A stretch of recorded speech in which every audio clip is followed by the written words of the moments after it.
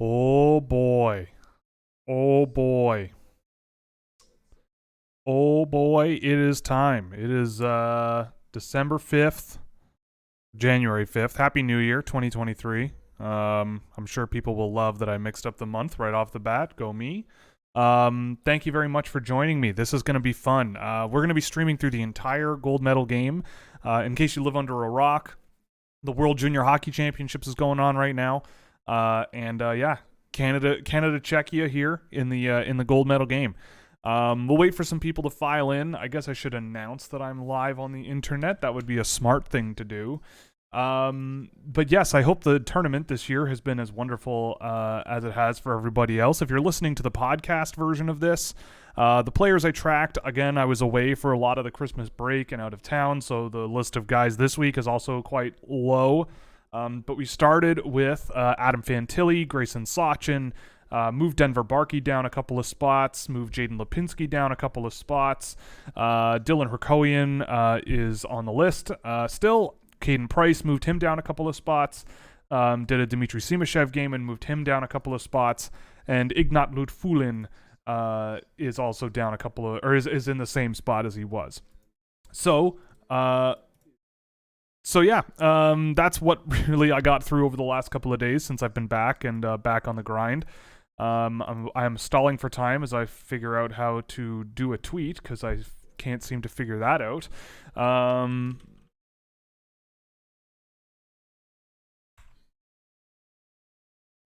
I'm really enjoying this Connor Bedard feature that they're doing before the game starts, so that's fun. But yes, it's been a good time. I guess we can start getting into some questions. Again, if you have any questions, let's fire them away. Let's do the thing and have some fun. Certainly lots of takes that could be had from this tournament. It's been a real adventure, in more ways than one, and I'm sure we'll go over many of those ways in the next few hours. So right off the bat, if I'm not mistaken, I think I recognize your avatar there, cool guy, from a comment you left about how this tournament has lost its spark in recent years. I mean, that spark's back, baby. It's back. I'm predicting a 7-1 type game for Canada. You know what? I would have said the same thing before they played the Czechs at the beginning of the tournament. I don't know. I think Canada has played pretty well throughout this tournament. I think that, you know, the power play has been sort of the deadly weapon, and I think if the Czechs can stay out of the box, which I think they should be able to. They don't have a ton of guys that I think are super prone to taking penalties. They should be okay at it, and maybe they can sort of hold Canada back for a while. But I don't know. I get the feeling that at some point, something's gonna happen. The dam's gonna break. But you know what? The Czechs have Thomas Suchanek in net, who has been excellent for them all throughout the tournament. Who else has been out? I mean, they just have had so many really good performances. Marcel, Gabriel Strzuk has been great.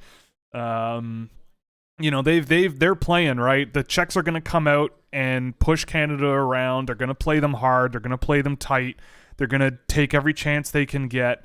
And you know what? We'll see how it goes.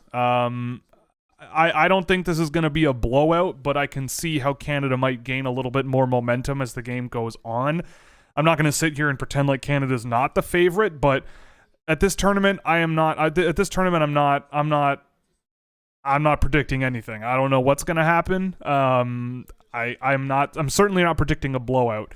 But I also certainly wouldn't have predicted an 8-7 bronze medal game, which was also insane.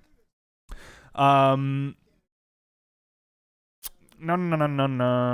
After Bsted's performance, how has San Jose's decision to trade back at the 2022 draft aged? Well, I mean, Bsted had a good tournament on a team that underperformed.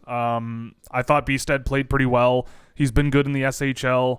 I think I think that there's a lot of I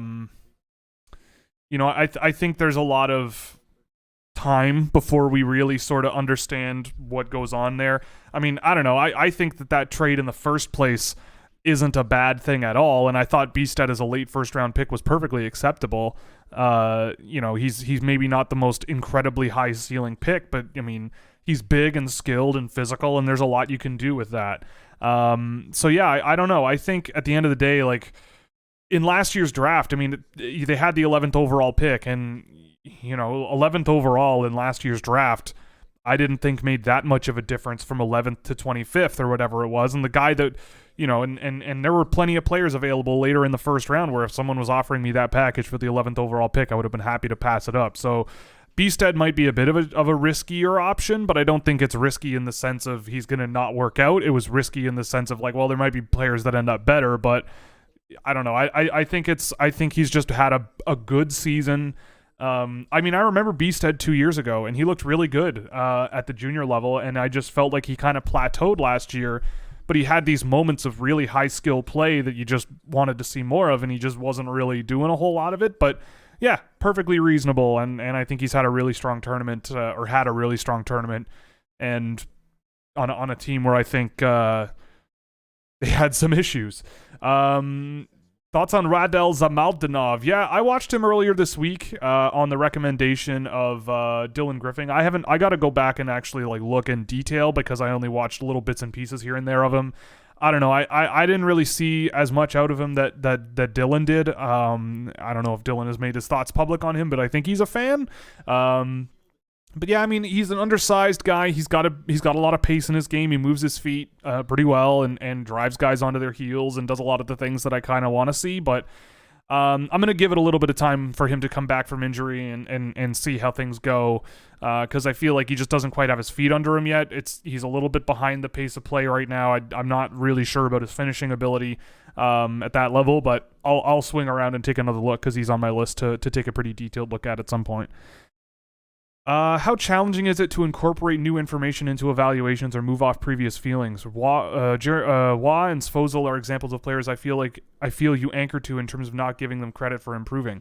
So I know that there's going to be a lot of questions about Josh Wah, and I still remain steadfast that he's not as good as his production indicates. I don't really care what anyone tells me anymore. I watched some highlights of him and some ice time of him from this tournament on my train ride home from work today, and he's still Josh Wah. If you look at the numbers that compare transition data between him and Stankoven and Bedard, he's not participating in transitions. He's a guy that's making the outlet passes. He's the guy that's filling space as the trailing forward. He's going to the net, getting passes from Bedard, getting passes from Stankoven, getting the rebounds and burying them. Like, that's great. He had a fantastic penalty killing shift last night. I can't fault him for being resilient and hanging on to the puck and sort of being a boulder on skates. But I don't know. I've watched a lot of I've watched a lot of Josh Wah over the years, and I still he's having a good tournament. Like, he's having a very good tournament. But if he wasn't playing with Logan Stankoven and Connor Bedard, he's playing like a guy where I feel like he's doing what he's asked.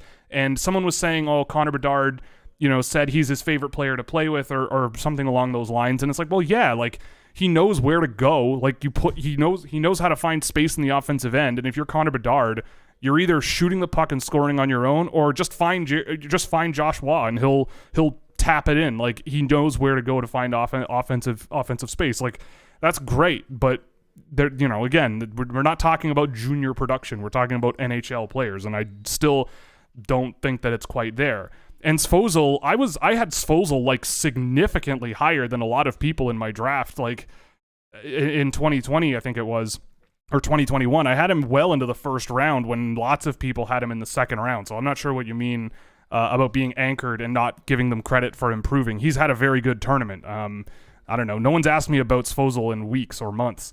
But how hard is it to incorporate new info into evaluations? Like, again, on a lot of these guys, nothing really has changed in this tournament. I think the only thing that really has changed to me is that Connor Bedard is definitely a step ahead of Adam Fantilli.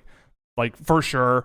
Gavin Brindley has looked phenomenal in this tournament, and in my opinion, he anchored himself as a first round pick in this tournament. Like, I was looking for him to be Gavin Brindley, and he's been better than what I've seen a lot of the time in Michigan. And I think that goes to show, like, he was in college, but now he's back against junior competition, and he could always produce against junior competition.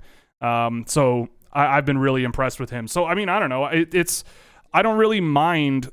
You know, I go into this tournament with, when I look at these players, like the ones I'm familiar with, I try to just evaluate and go, what am I expecting out of them and what do I get out of them? And a lot of guys, it's about what I expect. Like Josh Waugh, like, yeah, he's playing like Josh Waugh has always played. Maybe he's playing like the best version of Josh Waugh that I've seen, but he's still Josh Waugh. You know, Stanislav Svozil, like, he's playing like the best version of Stanislav Svozil that I've seen in a long time. Like, the thing I always said about him was, like, I don't really know what he's going to be, but you could take him in a number of different directions, and it might take some time to sort of figure out what kind of a balance in his game he's going to have. But it's, I don't know. I don't really find it challenging, because also I go into this tournament going, it's a 6-game tournament. Like, there's not much that I think can radically change your views unless it's like something radically beyond what you expected. Like, for me, Connor Bedard, I could go into detail for 5 minutes about all the things that he's doing in this tournament that with Regina, like, he doesn't need to do, or either doesn't care to do, or doesn't have to do. It doesn't matter. He just doesn't do them, but he doesn't have to. And you're seeing a lot more sort of diverse ability out of him. But yeah, I mean, it's all about expectations for me, and a lot of these guys, it's been about what I've expected. You know, like, anyway, it is what it is. Any guys you may have underlooked the past couple of years, changed your view on them positively due to the World Juniors? I mean, not really. I mean, I think they're interviewing Brandt Clark right now, and I think with Brandt Clark, it's an interesting story of a guy where I had concerns where a lot of people didn't, and they kind of are still there, especially defensively. Like, Clark is a guy who loves to play with skill, loves to play with confidence, and I've never been totally sure that the quickness and agility level necessary to play that way from the back end has always been there, and I feel like that's why he was one of the later guys in that top group in 2020 to be drafted, or 2021. I can't even remember off the top of my head. I should not have a problem with this, but in any case, but anyway, yeah. It's funny to see how a couple of years later you see a guy like Brandt Clark and you're like, okay, these issues are still there. Like, he's having a good tournament. Again, it's like he's a top 10 draft pick, and this is his last year of eligibility. Like, you should expect him to be one of the better players on the ice. And honestly, like, when I look at the Canadian team and who's really impressed me, like, that list is Stankoven, Bedard, and Milic in net. Like, though, in terms of really, really, like, game-changingly impressive, off the top of my head, like, that's who has really, really stood out. But on other teams, I think there's a lot more of a supporting cast that's actually driving good results. Like, I was looking at the Instat data from the game against the States last night. The States had one player under a 50% Corsi percentage last night, and it was Jackson Blake. Like, everyone else was a net positive possession player, and they lost that game. Like, this is hockey, right? This is how it works. But I'm trying to remember of any other guys over the last couple of years where the World Juniors sort of changed what I thought. Like, not really, right? Like, I don't think you should completely shift how you think about a player based on the World Juniors. It's a good way to see how players play on a big stage and all that. But, you know, this is hockey. Things bounce around. Things happen. Like Fabian Lysell, I think he had the best tournament I've ever seen for a player that had 0 points, but also one of the most frustrating tournaments for a player who has so much skill and upside. Like, I don't know, again, like Bedard, I could talk about Lysell in this tournament for an hour. Thoughts on Nord and Lindstein losing ground in comparison to their peers compared to what it seemed like previously? Are they showing weaknesses, or are there just better options in Sweden? I mean, I don't know. I don't, it's hard to say, because, like, those guys were always kind of second round, third round options, and they're just kind of, you know, like, they had some good moments. Like, Nord, I think, had a good, I think it was the Five Nations tournament or something. Lindstein, I don't think he's been to any international tournaments except for the Holinka. I could be wrong. And I thought he just kind of looked okay in that tournament, but he was never really a serious contender for first round, in my opinion. I also think with both of them, like, Lindstein is just kind of a good, boring player. Like, not bad boring, but he gets the job done. and Noel Nord, I think Noel Nord's a long-term bet. I wouldn't be surprised if a team drafted him higher than expected. Like, he's in the SHL here and there and not looking out of place there. I've liked him there. And he is ranked on my board, and I think someone might take a chance on him early. But again, I don't know. I think a lot of people find it very easy to knock people down their draft boards if their point production isn't what they expect. And I think with both of those guys, they're not producing a tremendous amount. Everybody got kind of excited about Lindstein because he played in the SHL last year. There's a lot more to the picture than just playing in that league, even when you're 16 years old. But I don't know. It's nothing crazy. With both of those players, like, I have a decent read on both of them. I think there's a lot of upside with Nord. It's just a matter of, like, growing into his body, figuring out kind of how he wants to play, because he's got some skill, but he's a big, strong kid, loves to throw his weight around. He's a power guy, and we'll see how it turns out for them. Thoughts on Karlsson and Sandin Pellikka after this tournament? Karlsson was one of the better Swedes, I thought. I thought he was game in, game out, a guy that was continuously cooking, trying to make stuff happen. Really, really liked Leo Karlsson in this tournament, wire to wire. You saw a lot of the sort of playmaking that he can drive from the inside off the rush, and his ability to sort of maneuver pucks around pressure and all that stuff. I really liked what he brought to the tournament. Sandin Pellikka, he played like a 17-year-old who was given a big role, and it was both good and bad. Like, there were moments where I'm like, yes, this is Axel Sandin Pellikka, and there were other moments where I'm going, yes, this is Axel Sandin Pellikka. The overhandling. Again, it's similar to kind of like Brandt Clark, where you watch him play and you're like, okay, I know how you want to play. You want to play with skill. You want to play with a really daring offensive side of your game. And if you're going to do that, it better work. And it worked sometimes, and it definitely didn't work other times. And that's okay. Again, he's only 17, and, he was running a power play unit for Sweden in a medal round game, and that's pretty impressive, and not looking out of place doing so. It's just, he's a young kid on a team that I thought was underperforming, and it's hard. I thought he played relatively well. I didn't knock him down my draft boards at all. I thought he was himself, and it wasn't, you saw issues, but again, I have a hard time faulting a 17-year-old defenseman who does have flaws that I know about, coming into a tournament, having a team around him that is okay. I wouldn't say great, but okay. And having trouble sort of taking it over. Like, it isn't very common to see draft eligible guys at any level at this tournament really, really driving the bus, except, this year where we've got a couple.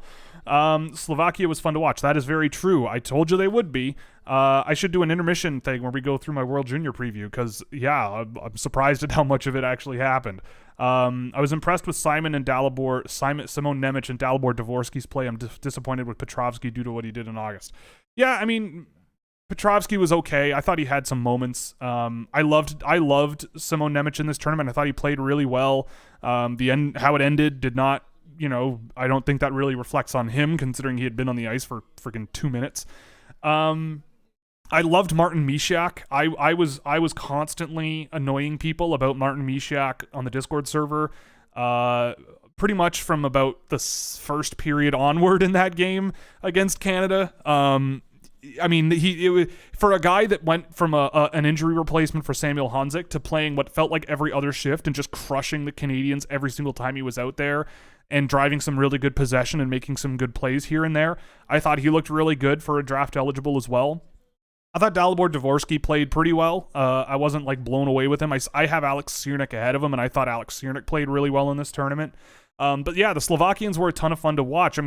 Had I known that a goaltender that wasn't even on their roster to start the season was going to be the hero that gave them the goaltending that shored up the question that I had for them, they probably would have been a little bit higher on my list. But I don't know. They were number 6 on my list. Maybe I should have put them ahead of Finland, but then that would have included also putting them ahead of the Czech Republic on my list, and I don't know. I really thought the Czech Republic was going to have a good team this tournament. I don't know. It's been very, very interesting to see how things have gone. But yeah, Slovakia played really, really well, and a lot of their players can come back and probably will come back, and I think that they're going to do some real damage. Do I have any thoughts from Dylan Griffin? I don't. I never think. I just let my mouth go and never think. Oh, they're taking the ice. I also have a big bag of goodies here. I don't know if you can see that. Yeah, I've got a nice big bag of goodies here. So I'm gonna open her up and see what we got. See what we got in here. This is yeah, we'll do one of those. I have supplies because I feel like I might be here a while. This is from a local brewery in Toronto called Bandit Brewery, one of the best, and it's their new winter brew of it's called Cookie Thief. So I'm gonna give one of these a go. Had one last night. If you're a fan of sort of weedy, oaty stouts, I also don't advocate drinking, so please drink responsibly if you are going to partake, and please be of legal drinking age. Drinking as a teenager is not cool. I find myself rooting for Shane and Canada to win tonight despite them beating America, since Shane is a Kraken prospect.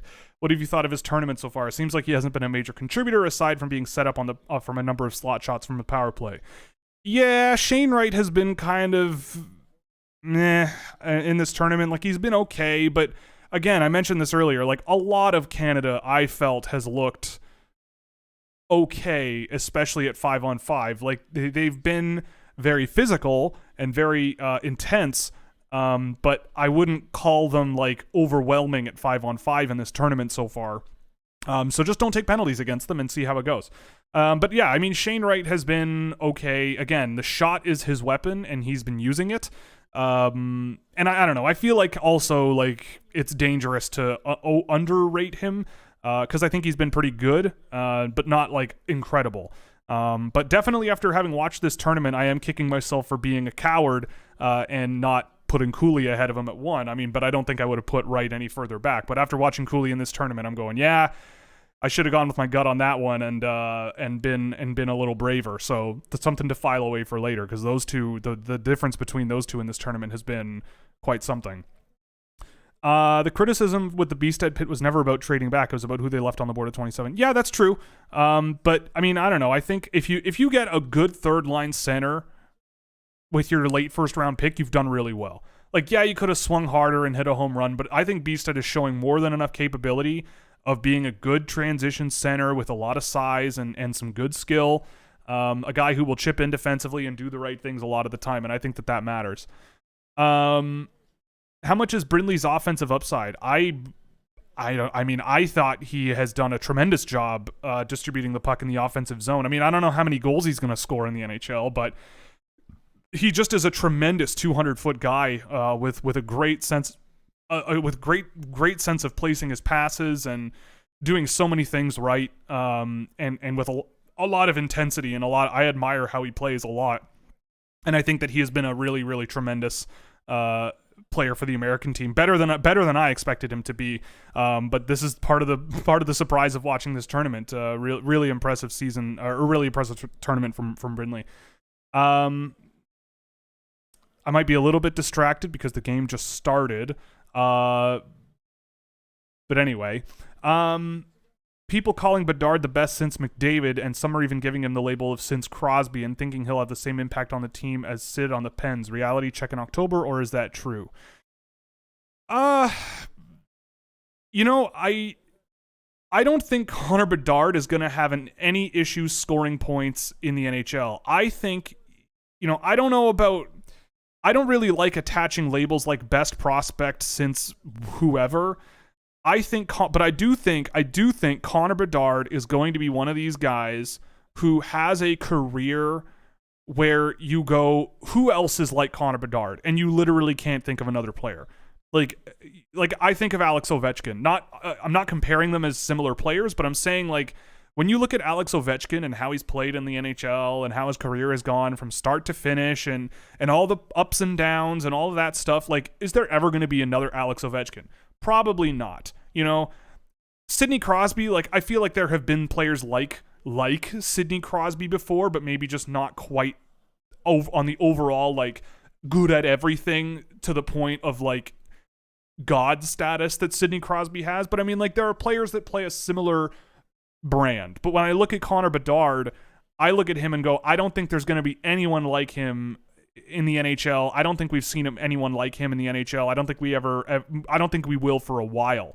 But I do think he will be a player in the NHL that has very, very, very strong benefits with small downsides. Like I look at Connor Bedard and go, if he ends up being a winger at the NHL level, I would not be surprised, and I honestly wouldn't be too upset about it because of, Canada's taking a penalty right away, and it's Nathan Gaucher sick. Good start. But, I mean, I look at Connor Bedard, and I see a guy who is Connor Bedard. Like, you look at how he's able to get pucks through traffic. Like, I'm rambling now, but it's because there's just so much from this tournament that you can take away from Bedard that you see in spurts in Regina, but like it's really incredible how he's able to turn any situation into a scoring chance and in some way. So if he's far from the net and he doesn't really see a route in or he doesn't see a play that can be made, he has the ability to just rifle it into the net from pretty much wherever. And he has the confidence to try stuff like that from the goal line. Will that work in the NHL? Maybe, maybe not. Probably not.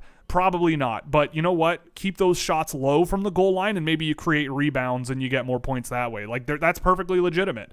I look at Connor Bedard and see a guy who, can tip pucks in front of the net. If he finds space in front of the net, he'll tip it. If he can fetch a rebound, he'll fetch a rebound. Like what? Like there's so many things that he does that just add up to such a complete offensive game that. It's, he'll figure something out that will work in the NHL, and he will score a lot. Whether it's at center, whether it's on the wing, I wouldn't be surprised if he ends up as a winger in the future, just to alleviate sort of the defensive responsibility that I think he's doesn't struggle with, but I think it's not necessarily a strong point. But that's okay, right? Like I think it's perfectly acceptable that he is a heavily offensive leaning point machine that can do it all at pretty much any situation, and do it in a variety of different ways. And I don't know if there's another NHL player out there quite like that. Like Kirill Kaprizov maybe comes to mind, but I see Connor Bedard as more of a threatening goal scorer than that. So like it's maybe up that alley, and he's been and Kaprizov's been good, right? Like I wonder how Kaprizov's career would have gone if he did come straight into North America after being drafted and had the North American development pipeline rather than maybe taking things a little slower and a little easier in Russia for so long. But in any case, like that's kind of what's been really, really cool about Bedard in this tournament for me. And when people say, oh, he's the best prospect since person, I go, well, one, never count your chickens before they hatch. But two, I look at Connor Bedard as a player where I'm like, he's going to be Connor Bedard. Like, I don't know how good of an NHL player he will certainly be. Like, if someone gave me a point projection, like, I don't know. Like, I feel like he's going to do whatever he wants, though, and it's going to be awesome. But I think that he is going to be one of these players that when we look back on him in his career, it's like, you can't compare him to anyone because there's no one that's like him, and it's going to be hard to identify if there's going to be another player that comes along quite like him at 17 years old. Did you catch any Czechia games? How has David Spacek looked? Yeah, I've watched most of the games in this tournament, like most of them. Especially the ones that are like against the real high-end teams, like not Germany and Australia or Austria. I thought Switzerland and Latvia looked okay in this tournament.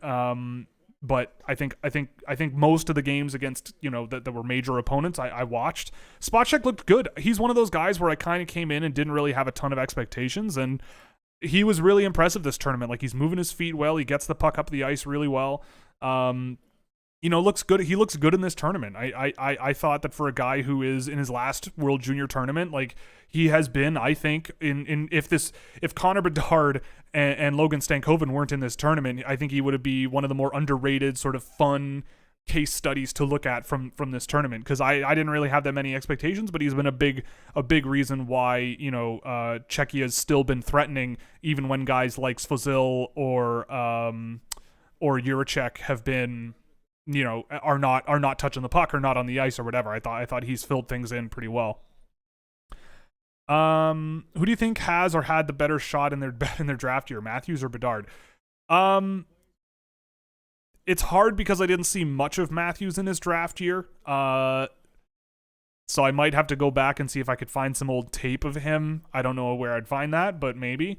I think based on what I've seen out of Austin Matthews over the years and Connor Bedard I think Connor Bedard is maybe he doesn't, I think Connor Bedard has, I don't know. It's hard to explain. I think there's a bit more of a complete sort of dual threat offensive game out of Bedard right now than an offensive one. I get the feeling that Matthews was more of a get the puck into dangerous space and get your shots off from there kind of guy, whereas Bedard is just, I can shoot the crap out of a hockey puck and I'm going to do it from wherever. And that's fine. Like, that's cool, right? Like, he has had, I think, 10 shot attempts per game at even strength, like, in this entire tournament per game, which is insane. Really, really incredible. And so, I don't know. I think they're just doing they're doing similar things, but differently. And I think that where there's a bit of a difference is Bedard has a bit more of a playmaker's game than Matthews did at the same age, but they're both tremendous prospects. And I think Bedard's the best NHL prospect we've seen since Austin Matthews and Connor McDavid. Thoughts on David Reinbacher this tournament? Again, I went in with a certain set of expectations about him, and he was David Reinbacher, right? Like, he is a guy that is dependable, safe, physical, a decent outlet passer. He's got a heck of a shot in the offensive zone as well. I thought he was good. It's hard because his team was atrocious. The Austrian team was not very good and probably shouldn't have been there in the first place. But because of relegation rules and everything, because of COVID, they were still there, and they really, really, really struggled. But that's okay, it happens. It's all good. Next year we get the Norwegian team, and they'll be fun. But yeah, I thought Reinbacher looked okay. Again, the same issues were still there. Again, it was David Reinbacher. He wasn't one of these guys that came in and wowed me. I thought he tried to play a bit physical here and there, and he just doesn't have the strength yet to do that. A good outlet passer, but I didn't see him as much of like a puck carrier, which also trends along with what I've got in the data work that I've done. I was kind of hoping that the strategy with Austria was like, this guy is by far the best player on the team. We just give him the puck and let him fly and be free. And if we lose 12-0 when he's doing that, then so be it. And it seemed like they kind of wanted him to play as more of a typical defenseman, which is fine. But because he was David Reinbacher. Like, I thought he played okay. It's just also really tough when he's on the team that he was on. Is there a world where Bedard doesn't translate well to the NHL? I mean, it depends on what you mean by translate well. I think there's a world where Bedard has an adjustment period to the NHL, and I think the only way that something goes horribly wrong for Bedard is, he does this thing sometimes in the offensive zone, and I've seen it a few times in this tournament, where he'll cut across the middle, drag the puck behind him a little bit, and try for a quick shot from in between, in the middle of the ice, and he cuts it. He cuts across the railroad tracks, looking to open up defenses and open up goaltenders, force them to move laterally a little bit, which is fine. But until the wrong guy's on the other side of a hit there, and you get destroyed. Not saying that that's going to happen, but I'm just you asked, right? I don't know. I don't think he's going to have a problem scoring. In his rookie season, if he isn't a 5-on-5, a good 5-on-5 player right away, I don't see any reason why you wouldn't just plant him on your power play and just let him shoot the puck as many times as he wants to sort of figure it out.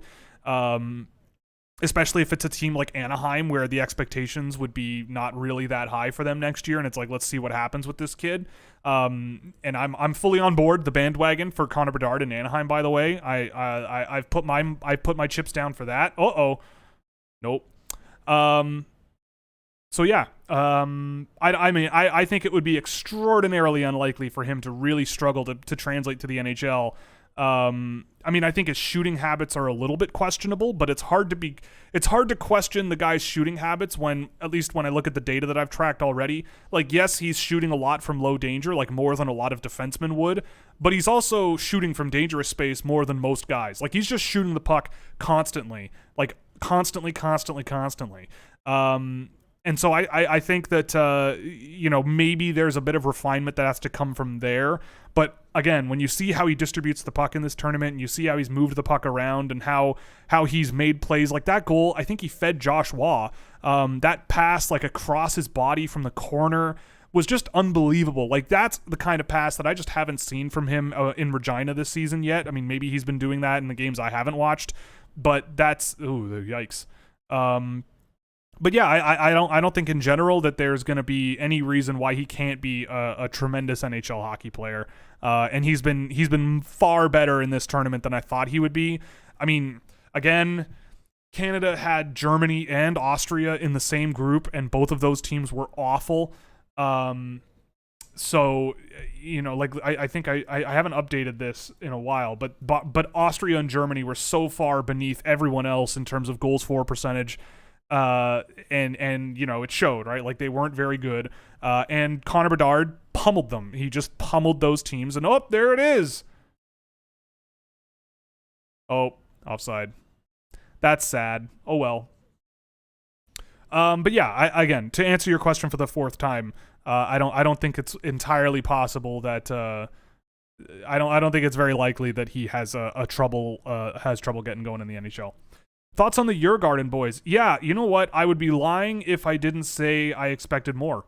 I thought they were going to be very focal for this team. I thought that was going to be, when I looked at this team and saw the Djurgården boys with Fabian Lysell and Simone Robertson and Leo Carlsson, I thought this team is going to score. Isak Rasin, like, this team is going to be offensive. Like, this team can push things. They've got Kallio Delius, they've got Ludvig Jansson, they've got all these guys that have offensive tools, but they struggled to do anything offensively in this tournament until the bronze medal game, of course. I don't know what that's all about, but they really struggled. And I think when I looked at the Djurgården guys, like, I thought Ogren played pretty well. Östlund didn't. It's weird. Like, sometimes with Swedish teams, like, the fast guys. Oh boy. Oh. Yikes. I find with Swedish teams, the difference between a player's style of play locally and internationally can be enormous. Like, Noah Östlund didn't really look like Noah Östlund in this tournament. He didn't really have a lot of pace in his game. He wasn't very quick. The skill level wasn't really there. Jonathan Lekkerimäki, like, I don't really remember much of him from this tournament, like, at all. And so again, like, this is why I don't really, like, I'm not gonna look at them and be like, oh wow, they're terrible prospects all of a sudden. But it is funny because when I watched them last year and tracked a bunch of games of all of them, Lekkerimäki had problems. He had the same problems that so many scoring wingers have that can get exposed in tournaments like this. Noah Östlund, he was a lot of fun to watch, but he had issues that led to really lackluster 5-on-5 production that was troubling to me. Liam Ogren did not have the same amount of concerns and a little bit more certainty, and I think he was the best of the three in this tournament, but even he was kind of okay. But again, it's not the end of the world. Like, I think they all, except for Östlund, I think Ogren and Lekkerimäki can come back, I think. Lekkerimäki can definitely come back. Oh, Östlund can come back. Ogren might be able to come back. Let me check, because I need his birthday. Yeah, he can barely come back, but he's coming back. So, like, the Swedes are going to have a lot of guys for a home ice tournament for next year. They're going to have 11 guys coming back, which is cool. So I'm hoping that next year goes a little bit better for them. Because those guys are talented. I don't know what went wrong for Sweden, but it was a tough one. Who's the best defenseman for Canada? Their defense has given up many goals and chances earlier. Yeah. I mean, I've liked Zellweger in this tournament. I thought he's played pretty well. Other than that, yeah, I mean, they haven't been great, right? Like, Kevin Korchinski, I think he's had some good offensive moments, but my problems with him were always on the other side of the puck, and those are kind of there still. I've liked Del Mastro at times, but again, like, he's, inopportune penalties here and there, but I've thought Del Mastro's played decently well. But I think Zellweger's been the guy that I've enjoyed watching the most. Josh Waugh thoughts. Oh, we went over that earlier. Nothing has changed. I watched Josh Waugh in this tournament and go, wow, that's a really good version of Josh Waugh, but that's Josh Waugh. Any interesting prospects from Europe, not from the top countries this year? Yeah, I mean, not a ton. I'm really interested. People are going to laugh, but I'm really interested in a French guy. He's a 2 times undrafted guy who's a point per game in the French. Oh, geez. In the French Pro League. Thomas Simonson, he's 5'9", I think, 5'10", and he has been really good, and he's playing for the French national team here and there, and he is looking like a little buzzsaw dynamite kid. A lot of fun to watch, and maybe you don't draft him, but someone to keep an eye on. I'm trying to think.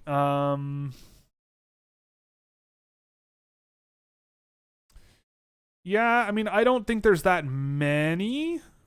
Like, there's a couple of Norwegians. Like, Petter Vesterheim has been good in Norway. I mean, David Reinbacher, of course.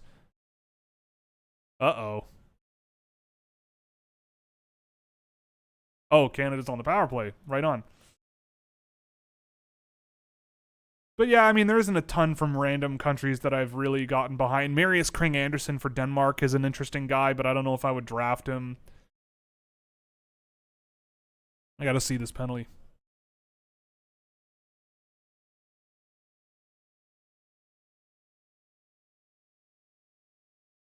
Huh. Okay. All right, here comes a goal from Canada. That's gonna happen.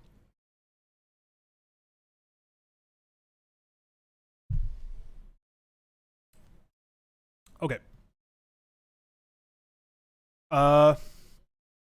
What grade would you give to Wright, Stankoven, Robertson, Odelius, Duke, Lambert, and Newman for their World Juniors? Grade. Shane Wright will say a B-, Stankoven an A, Robertson B+, Odelius C+, I guess. Duke B, Lambert, I'd say B-, and Newman B-, I guess. Do you think Yuri Tiacek will finally get drafted? No.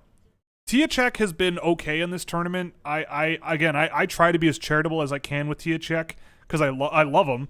I think Tiacek brings a lot of good traits to the game, and I think there's been times where he's played really well in this tournament. But I don't know what's going on with him this year because he's taken a big step back. He's one of the worst. He went from one of the better possession guys on his team last year to one of the worst this year.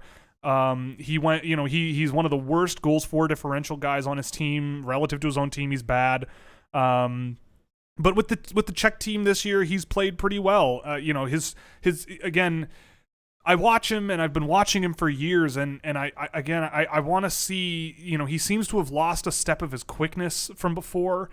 The shot, he's relying on his shot way more, I think, than he should. Like, every time he's touching the puck, it's like a 60-70% chance that he's just going to grab it and fire it on net. And that just, it's fun, but he could be doing so much more, I think. I don't know. It's been frustrating to me, because it's been a couple of years where, he's stagnated or arguably maybe hasn't gotten much better. Which of Buffalo's prospects do you like the most to be good NHLers? Rosén, Östlund, or Kulich? Oh, there it is. That's one.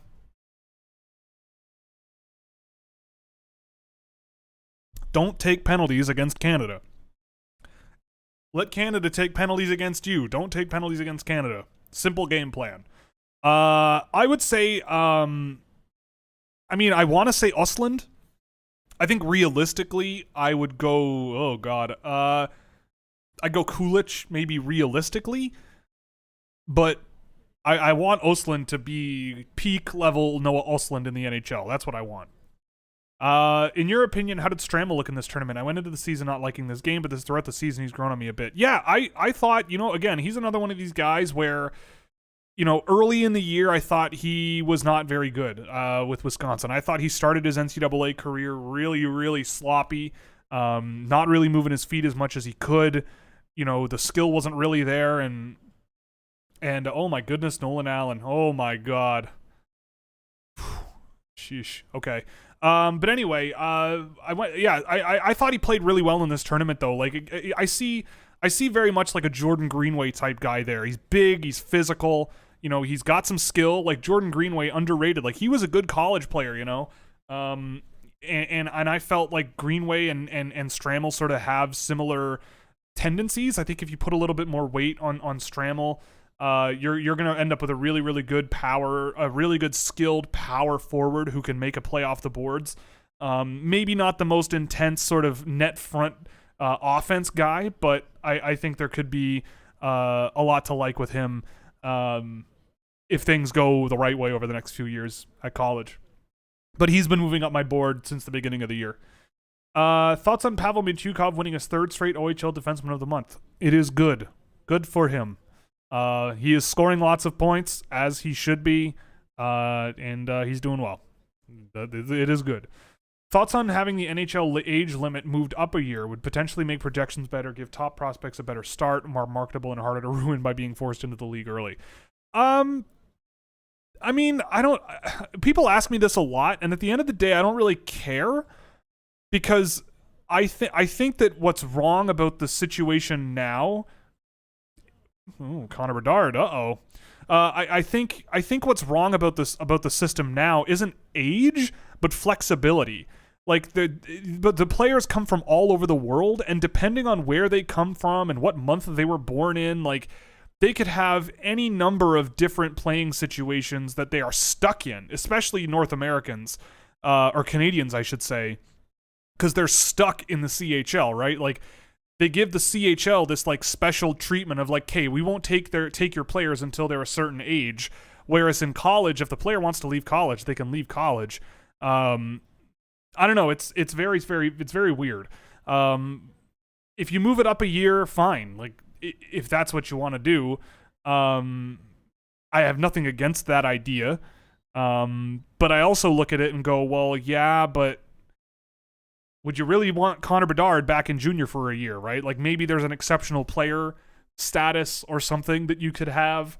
But I'm also on team abolish the draft anyway, so I don't know. I don't really again, like it's like with the draft, like when people ask me about the draft lottery or ask me about the draft itself or whatever, it's like I don't really care like if they make these little changes to the rules to like do things differently. Like there's probably reasoning that makes sense to make those changes, whatever. Like I get it. People are going to be upset no matter what you do when you make big changes like that. It's just how the world works. But I don't know. I just don't really have strong feelings about the rules of the draft or the rules of whatever. It's like it just is what it is, and you got to operate within those rules, and it'll change. Could you compare Smith's data this year with what you remember from Cooley's last year? I mean, yeah. I mean, I Will Smith is a guy who I actually have to go and watch more of, so his data is pretty incomplete relative to some other guys in this year so far. So I've got him, Moore, and Leonard scale are prepped for next week, so I'll know more next week. But I mean, Will Smith is similar, but things are kind of ramped up in terms of volume, like the production volume. You know, the production volume of things like slot passes and connecting on those is extraordinarily high right now. I don't think it's sustainably high, but if it does stay sustainably high, then yes, Will Smith is a tremendous prospect, at least offensively. But yeah, I mean, I think there's a little bit more but they're somewhat similar, but I think Moore has a little bit less pace and a little bit a similar amount of sort of creativity and adaptive thinking that helps him. And I think his hands are just a little bit better than where Cooley's was, but they're also, I don't know, it's pretty close. Like Cooley was a pretty rock solid top 2 for me last year. He was the most fun player to watch last year. I'm not putting Will Smith any higher than I have him right now, and I think I have him at 6. Maybe he gets past Zach Benson by the end of the year, but I don't think he's gonna go anywhere higher than that past Crystal, Carlson, Fantilli, and Bedard. But he brings a lot of really, really high-end talents. Really reminds me of like a Clayton Keller type guy. And I don't mind that. Thoughts on Josh Filmon? I've only seen him a little bit. I don't know. I've never been crazy about him. He's shooting the crap out of hockey pucks, and he can do that. But I don't know. I've never really was taken with his NHL potential, but he's an interesting offensive guy. Is Joshua carrying the line tournament MVP? Yes. Tournament MVP. Give him a car. Give him a free car. Give him all the sticks that are left over for player of the game. Like, he just deserves everything. Just shower him and stuff. Who's the best skater in this draft class? I mean, Bedard is pretty up there. Fantilli is also quite up there, especially when you factor in the guy's, the size of the player. Fantilli's pretty good at skating for a guy that size. I mean, also, if you want to consider size, I would put Dmitry Simashev in there. He's a wonderful skater for a guy that size. I was doing the game I did of him today. Oh, what a hit. The game I did of him today, or yesterday, he did 2 spinoramas. One worked beautifully, the other very much did not. But you don't see many 6'5", 17-year-old defenders doing that. How's Zach Ostapchuk doing in this tournament? He's been playing pretty well. I mean, again, Canada has a lot of these sort of north-south physical guys, and Ostapchuk is another one. Him and Gaucher, Bankier, Colton Dach, I would say maybe more than Bankier. They just have these guys that are good at skating in a straight line. They're fast and they're physical. And he's doing that. He's got a bit of skill too. He's been a bit of an offensive producer for them, which is nice. But yeah, he's been decent. I need to hydrate. What is Adam Fantilli doing there passing? You just got a free look at the goalie, and you're Adam Fantilli. Like, rip it. You scored 40 goals in the USHL last year, and you're almost a league leader in scoring for the NCAA. Just rip it. That one extra pass, right? That's the stuff that kills teams like Canada. It's stuff that kills the Toronto Maple Leafs. It's stuff that kills high skill teams, is when you make that extra pass. Like that one worked. That last one there worked to Fantilli, and Fantilli put it on net. There you go, bud. Yeah, I love Adam Fantilli. Like, he's not getting the attention, which, makes sense, because Connor Bedard has been phenomenal in this tournament, but Fantilli has been, his moments that are good have been really, really, really wonderful, I think. How big is the gap between Fantilli and Karlsson? Close enough to be debatable or not close? How do they compare? I would say, I pretty firmly have so I changed my draft ranking during the tournament. Bedard is in a tier of his own now, and Fantilli's in a tier of his own. It's like, it's kind of like the McDavid Eichel thing. Like, Eichel could go first overall in any given NHL draft. Oh boy. Nice save. Where was I? Oh yeah, but I think Fantilli is a step ahead of Karlsson. I think he's a better skater. I think he's more skilled. I think he's a better shooter. But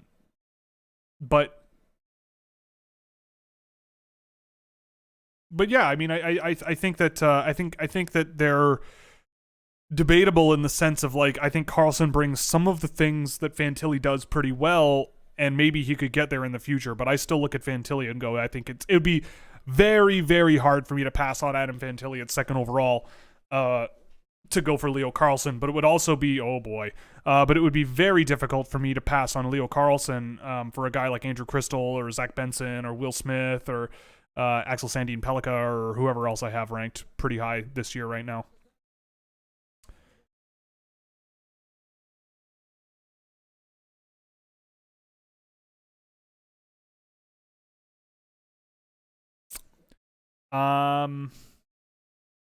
If Anaheim gets Bedard, they will have basically zero defense. Well, the good thing about Anaheim having Connor Bedard is that they have Connor Bedard and Mason McTavish and Trevor Zegras, and Jamie Drysdale's still there. They also drafted Noah Warren and Tristan Luneau, I guess, and they're not done drafting. And also, you can also sign people and, like, trade to get people. So I'm sure they'll deal with that problem when they'll also have Mantukov in the way. Like, they got stuff. They're going to be okay. And I think if Anaheim gets Connor Bedard, it would be much better for the league as a whole than if he goes to, like, I don't know, maybe Montreal. It would be good for the league, but I get the feeling that if Connor Bedard goes to Anaheim with Trevor Zegras, those two will be, like, some of the biggest stars in hockey. And when you have some of the biggest stars in hockey playing in the States, that makes hockey a bigger sport in the States. And when hockey is a bigger sport in the States with 10 times the market that Canada is in terms of population, you make a lot more money. So I would say that Bedard in Anaheim would not only be good for, the California vibes, but it would also be good just for the game. And I think it would put hockey much, much more on the map in the States than it already is. Like if Connor McDavid were in Anaheim, I feel like Connor McDavid would be everywhere. But he's in Edmonton, right? Like, go Oilers. Thoughts on Brad Lambert after another subpar tournament? So look, Brad Lambert was not great in this tournament, but I also don't think he was as bad as people are saying. Him and Lee Sell, both of those guys are on teams where they're not built for playing with guys like that. I feel like Brad Lambert on Canada or the US would do significantly better. Brad Lambert was, again, often the first guy in the offensive zone, and no one was there with him. He would circle back along the boards because there's nothing to do. I thought Lambert chipped in defensively pretty well. I don't know. I mean, there were some frustrating moments for sure from Brad Lambert, but I also look at him and go, like, there's something with Scandinavian hockey right now that is just not quite right. It's not. It's something's weird where, these high skill, high pace guys are surrounded by okay dudes, and they are trying to do too much on their own. So I don't know. I don't know. I have a hard time yelling about Brad Lambert in this tournament based on what I saw of him. I think Finland performed about how they could have performed based on the team they had. They've had a weak few drafts in a row now, and the only guy that's really sort of been bucking that trend in my view is Brad Lambert. But the reasons why he didn't really produce much last year, I think, were the same reasons why he wasn't doing much in this tournament. And I don't think a lot of it really had to do with him on a consistent basis. Oh my goodness, I apologize. My stream died. I had to reload it. If Columbus wins the lottery, they can be so lethal in a couple years. Yeah, Columbus would be fun too. Any Wallander-like defenders this year? Very good skating, very high potential, but a low floor. I think a more extreme version would be Dragicevic. Gulyayev for sure is up there. Who else?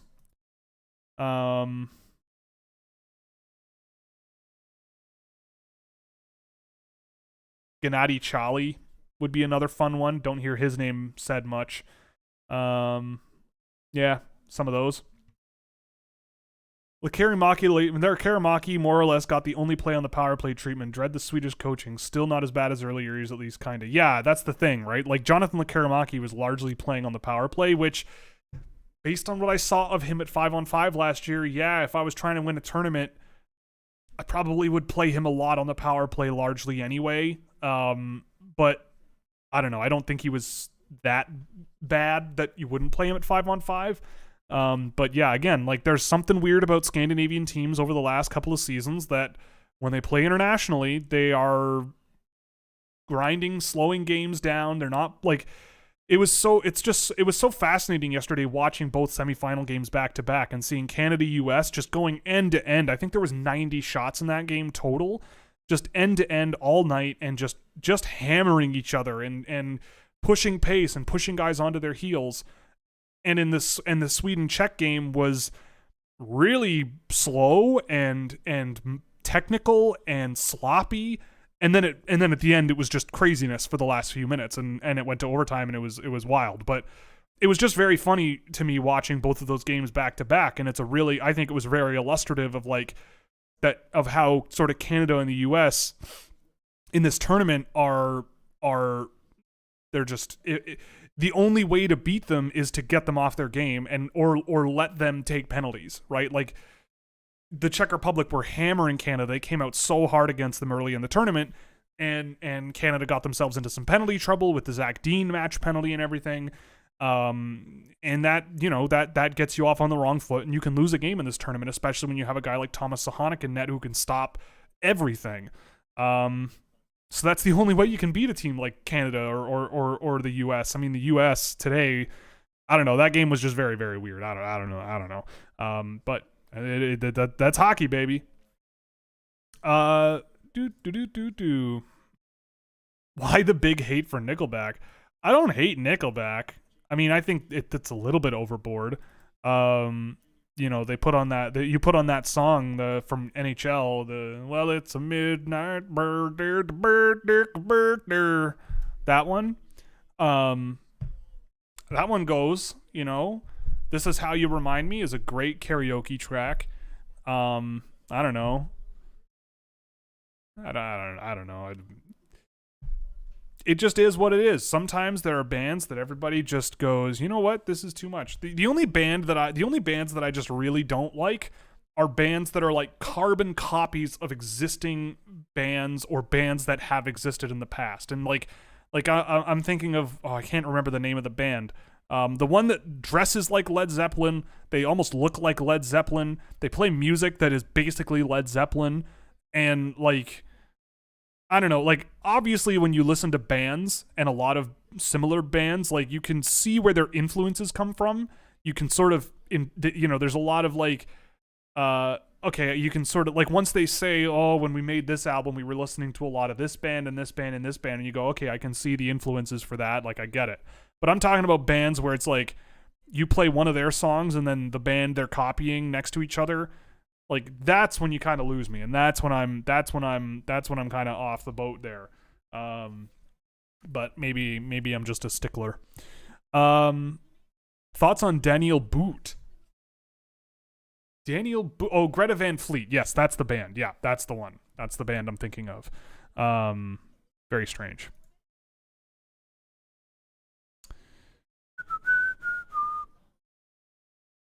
Yeah, thoughts on Daniel Boot? He's huge.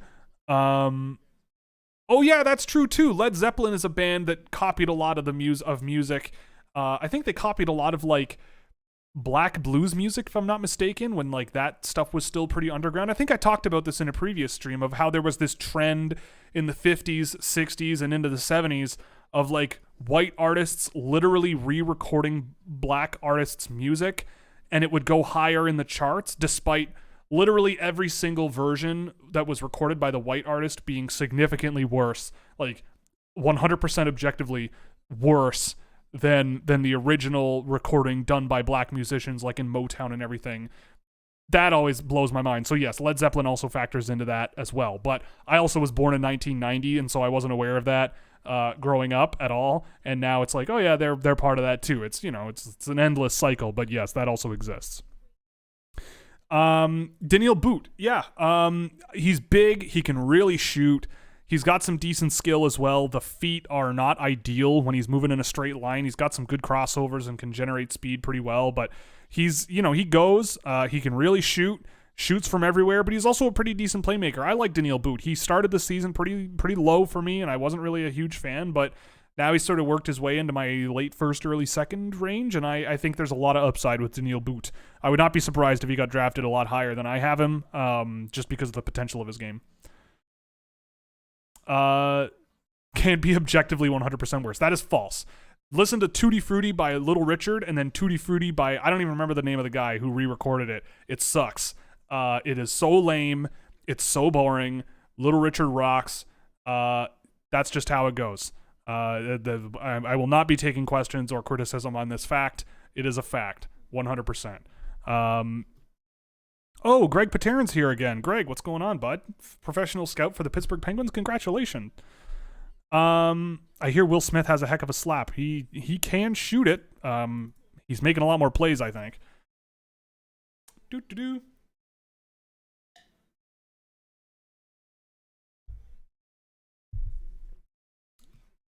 How have I been doing? I've been doing well. It's been a while since I was on a stream, so I've missed doing this. It's a lot of fun to take questions from y'all and hear the takes and and deal with you. But I've been doing well. I got myself a camera upgrade, so I've got one of these now. This is a Panasonic S5. It went on a huge sale because the second version of this just got launched yesterday. So this is going to be a lot of fun to play with. I'm doing a lot of vacations this year, which is going to be a lot of fun. Well, not all vacations. I'm doing 2 vacations, and then I'm going to Nashville for the draft, and so it'll be a lot of fun to have this thing in my bag and carry it around with me. What else is going on? Trying to think. I don't know. This alcoholic beverage, please drink responsibly, but this alcoholic beverage is tasting pretty good. This tournament has been thrilling. Even my parents are involved, and my parents usually don't watch hockey, and they're loving it, which is great. So yeah, things are going okay. Oh. Okay, where were we? With how forward-focused this draft is, are there some blue line prospects you think people are sleeping on? Dmitry Simashev. I like Jakub Dvorak in the Czech Republic. Tanner Molendyk. I think people are also sleeping on Caden Price. I think that there's a lot of upside for Caden Price. Like, he's a year younger than a lot of the guys in the range where I have him ranked, and I think that that's messing with my brain a little bit. But I've liked Caden Price. Tom Willander in Sweden, I think, has also been really good. Just those are the ones that come to my mind. What's up with Brandt Clark? He's been really shaky this tournament, and has your thoughts on elite defenseman Sean Barron's changed from his draft year? Again, Sean Barron's is playing like Sean Barron's. He's been very good. But when I look at Brandt Clark, yeah, I thought he's been kind of underwhelming this year. Again, I wonder what's been going. I would be very fascinated to be tracking Brandt Clark from the LA Kings perspective of the last couple of years, because he's a very high-skilled, daring, confident offensive defenseman that does have defensive holes. And he just, I don't know, this season he seems to be more restrained, but still wants to play the same way. So I don't know what's going on there, but, he's a player who I think always relied on his hands to make plays rather than generating speed or playing defensively particularly well. Like in the tracking I did when he was in Slovakia, he was one of the worst defensive entry defenders that I've tracked that year. And that checked out to me based on what I was seeing, and that still seems to be an issue. But in terms of playing with the puck, like I just haven't seen the improvements to his skating that I think really allow him to play the way he wants to play against professional competition. And I think teams are really challenging him now. They're scouting for him and going, look, this guy doesn't have the best set of boots. Like if you press him really high on the defensive end when he's got the puck, like he might try to fake you out. You could stick check him, see how it goes. Like he's a guy where I think you can sort of counter him if you play your cards right. But he's been fine, right? Like he's been fine. But because he's Brandt Clark, he's kind of evaluated on a bit of a different spectrum, unfortunately, I guess. With Bedard on the team, does it seem like some of the forwards on Canada are too scared to shoot and rather would just give the puck all the time to Bedard? I mean, no, I don't know. I mean, why? It doesn't matter, right? Like you just give the puck. If you want to give the puck to Connor Bedard, it's not a bad idea in this tournament. But I mean, he's also being pretty selfless with the puck. So it's not like this is just like funnel the puck to Bedard and that's the rest of the story, right? Like Josh Waugh has benefited pretty significantly for being in the right place at the right time on the other end of a Connor Bedard pass.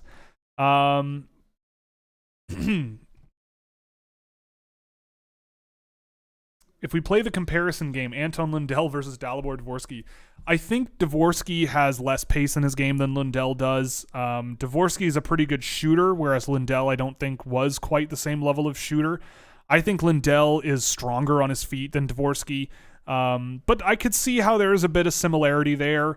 I just think Lundell has more pace in his game and protects the puck a little bit better than Dvorsky did at the same age. And I think Lundell was also a much better puck distributor than Dvorsky. I think Dvorsky just, outside of adapting to pressure and moving pucks to open line mates, I just have found him to be a little bit limited. Lots of maybe top 6 guys on the Barracuda, but other than Eklund, not a ton of top. You guys are talking in the chat about something else. You get to pick one going forward, Juracek or Luke Hughes. Probably Luke Hughes. I deal with the problems and go with the upside. He's had some of the worst moments in this tournament for someone playing a lot of minutes. but some really, really incredible moments in this tournament as well. Jiricek, I mean, I thought Jiricek has been really, really solid in this tournament. But he, you know, in terms of Luke Hughes, he hasn't had any of those like holy crap moments that Luke Hughes does that you don't really see a ton of out of Jiricek. But again, it's the name of the game isn't wow moments, but it is nice to see those things off of your defenseman, especially coming off the blue line. And Jiricek just plays a more typical game and does very well doing it, which is also fine. What do you think of Jiri Kulich in this tournament? He's been very good. Again, this is another reason why you don't want to take penalties if you're Canada in this game, because they'll just funnel pucks to him and he will smash them.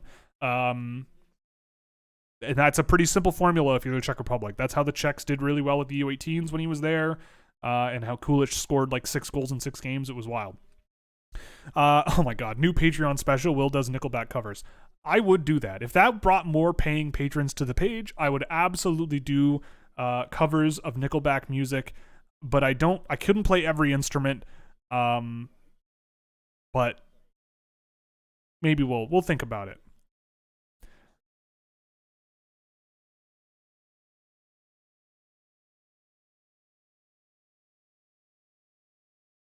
What are we doing here? Oh, okay, so I got to the part in the chat where we're talking about bands. I don't know Kingdom Come. I could be telling on myself there about something. I don't know. But I don't know. Feel like as a comparison for Josh Waugh as an NHL player, it could be Tyler Toffoli. Yeah, I mean, I don't know. I don't know. I was watching Josh Waugh stuff on the way back from work today. I don't know. He's still Josh Waugh. Tyler Toffoli is slow and not the most skilled guy, but he can really rifle a hockey puck. I don't see that out of Josh Waugh, personally. I don't know. And also, like, if that's the case, like, I don't know. Whatever. Whatever. No matter how many times people ask me about Josh Waugh, I still think that he is a complimentary dude. That's it. I get asked about him every stream because he's scoring points in the QMJHL. I don't have a single Q guy ranked this year. I might be biased against that league, but I just don't think it's a great place for development. That's it. Thoughts on Oliver Bonk in London? Yeah, I've seen Bonk a few times. He's a physical guy. I think he's got some decent defensive tools. He's a good stick checker. But his skating is really clunky and weird. He's slow. He shoots a lot from the point to generate a lot of his offense, which is fine. But I don't know. I feel like Oliver Bonk is going to get drafted 35th overall. And I would go, okay, cool, but I'll take any number of 10 other guys instead. I don't know. He could be a decent minutes eater. I feel like he could play in like a Hockey Canada situation and play a lot of minutes and eat those minutes and play physical and whatever, but I still just don't see much out of Oliver Bonk that really gets me that excited. What are your thoughts on the whole Lafreniere situation? I hope he can soon figure out his game. Well, I mean, I think someone asked me about this last stream, but like, I think I might have been the only person on the planet who had any sort of concern about Alexis Lafreniere in his draft year. But I'm still really surprised at how long it has taken for him to like find a job and keep it. I mean, I did a video on Lafreniere after he went into the NHL with the Rangers. After his first 10 or so games were very, very quiet and people started to maybe get a little bit panicked.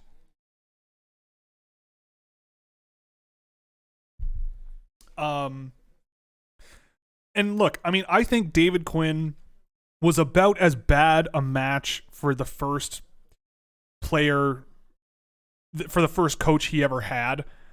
I think that was a bad match.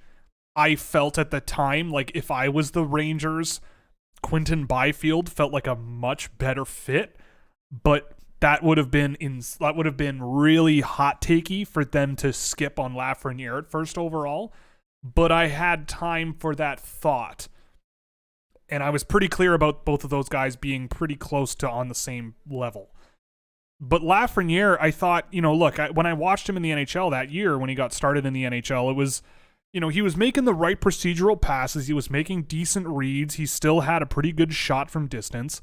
but you could tell that he was a step behind everybody. You could tell that he was not physically mature enough to get what he needed to, like he wasn't physically mature enough to make up for being a guy with a lack of pace and speed. He was a guy that I felt didn't have the best habits in Quebec, because you can get away with having bad habits in Quebec. I mean, look, I think that it's an interesting study of how a player that talented in that league on paper can be underwhelming in the NHL if they jump straight to the NHL without any other development time. Like, would I have sent him back to Quebec? No. But he should have probably been in the AHL instead. But again, he can't. Oh, boy. Oh, boy. So I don't know. I like Gerard Gallant, I also think is like milquetoast version of David Quinn, like a little bit more skill in his game, but he still wants you to play a similar brand. And I just think it's a bad match. Like, I just don't think it's working. Like, look at all of the skill players that New York has drafted that haven't worked out, right? They drafted Zach Jones. They're still not playing him. They drafted Niels Lundqvist in the first round. They traded him for a first-round pick, but they traded him. They just dumped him.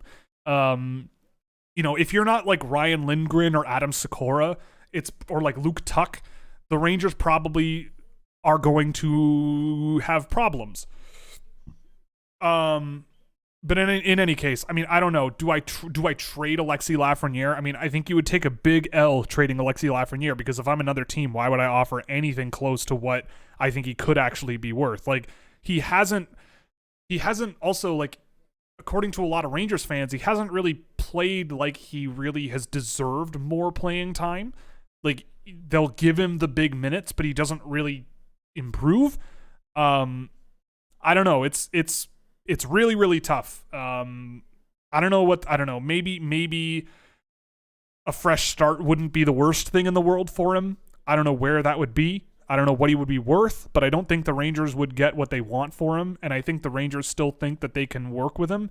But I look at him with the Rangers now, and I'm like, I don't know what you're going to do for this team. Like, what's your job going to be? Because, like, they don't trust him enough to score. He's not physical or quick enough or intense enough at both ends of the ice to play a bottom six role.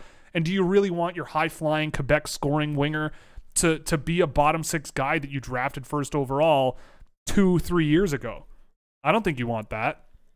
So I get the feeling that they're gonna, you know, keep hoping that he gets better, but I think they're just, I don't know. I just think it was not a good fit from the start, that you can tell now with the benefit of hindsight. And it always did feel a little bit strange to me that the New York Rangers were going to pick him, but I thought, you know what? They're drafting guys like Zach Jones. They're drafting guys. They drafted Adam Fox and turned him into Adam Fox. Like, maybe drafting skill guys is something the Rangers also want to do, but it's been struggling. He's just really, really struggled. Has anyone asked you about what you thought about Hudson during the tournament? No. Again, Lane Hudson was Lane Hudson. Really shifty, really skilled, sometimes frustrating, but he has been fine. He's been good.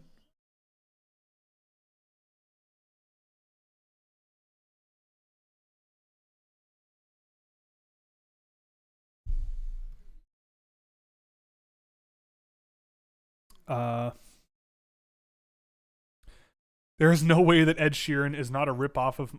There is no way that Ed Sheeran is not a ripoff of Marvin Gaye's "Let's Get It On." Oh yeah.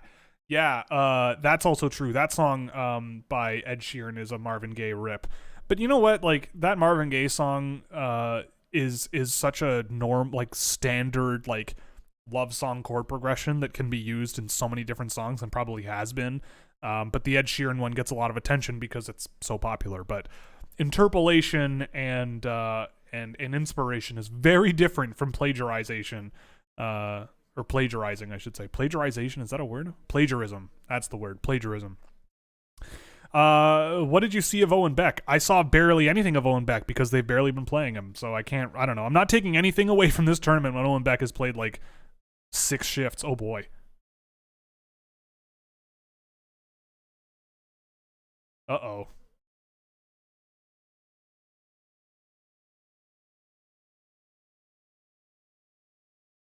Uh-oh.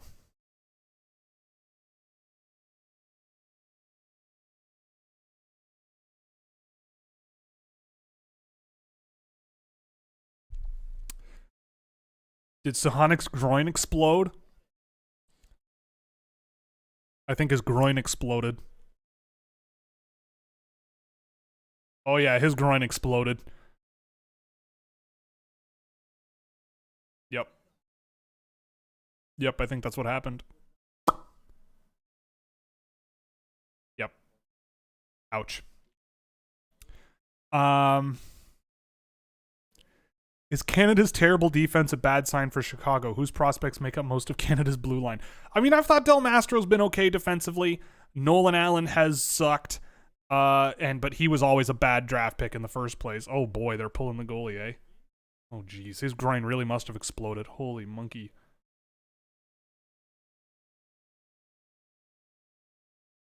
Oh boy.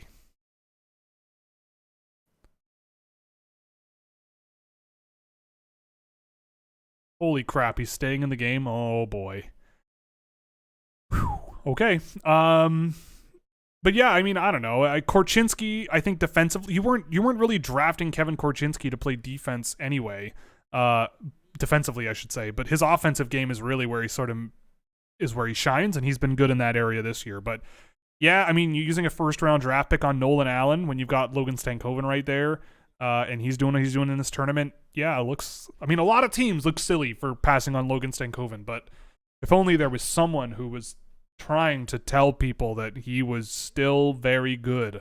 If only. Oh my goodness. If only there was people who could go to bat for a Logan Stankoven instead of guys like Nolan Allen. Oh man. Which 2023 prospect stock you think might have fallen the most during this tournament, if any? None, I don't think. I don't know.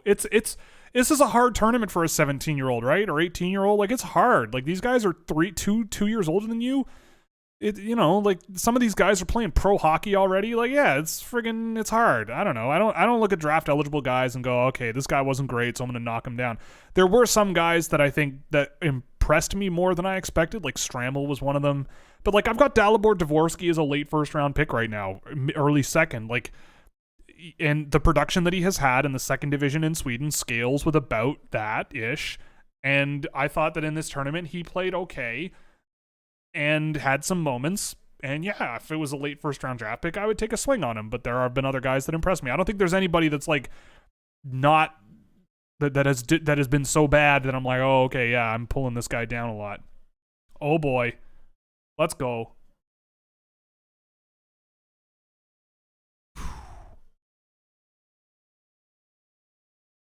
Oh boy. I do hope you enjoy your vacations, my dearest. Yes, thank you very much. We're very excited. We're going to Arizona in a little bit, and then we're going to, at the end of the year, we're going to Europe for a couple of weeks, which is going to be a lot of fun. I get to go to Scotland and an undisclosed location in the middle of the ocean that is going to be a lot of fun. And also Nashville. Nashville is going to be a lot of fun. I'm really excited for that. I've never been. I've heard it's wonderful. So really excited. Nemec seemed off during the tournament and at the worst of times during the game against Canada. I mean, I thought he was pretty decent. I mean, yeah, I think with Nemec, the best traits of his game were certainly there. His puck carrying and offensive ability were all there. And his defensive game was an issue last year, and it still kind of was an issue this year. Like, that doesn't really shock me. But his puck carrying ability certainly was there, and there's a lot of stuff that he brings to the table that's quite good. And this is why I track data, right? Like, the hell? But this is why I track data, right? Because then it allows me a lot easier to sort of take the good with the bad and illustrate exactly what a player is doing well and isn't really doing well in terms of performance, and if that really lines up with what I'm seeing.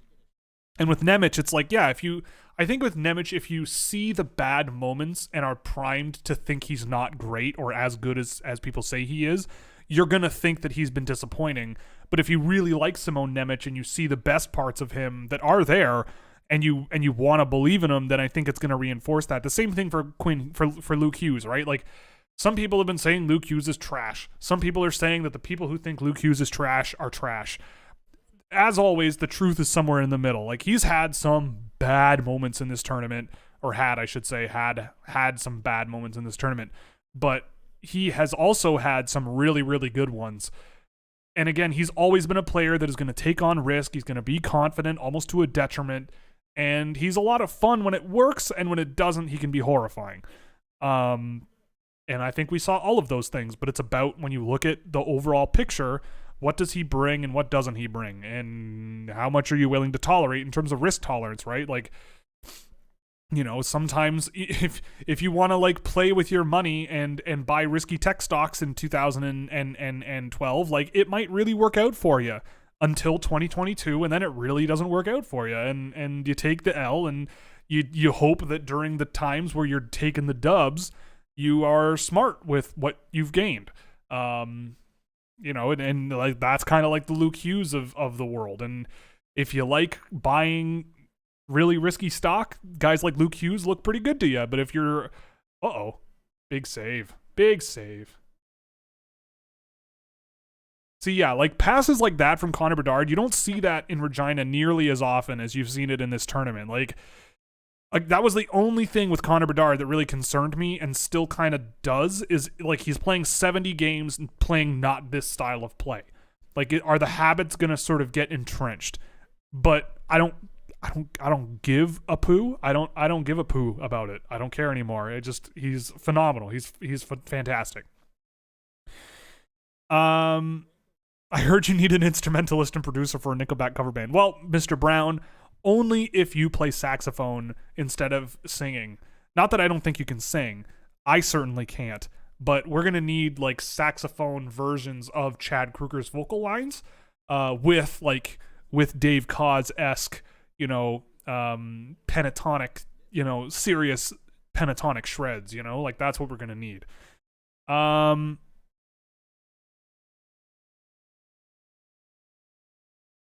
What do you make of Finland in this tournament? Kivi Harju was at the tournament but didn't play a game. I thought Finland was underwhelming. Their whole prospect system for the last few years has, in my view, been underwhelming. Their junior league is underwhelming. Lenny Haminaho was their draft eligible this year. I didn't notice him like more than once. They were rough. Oh, what a goal. Shane Wright. What a goal.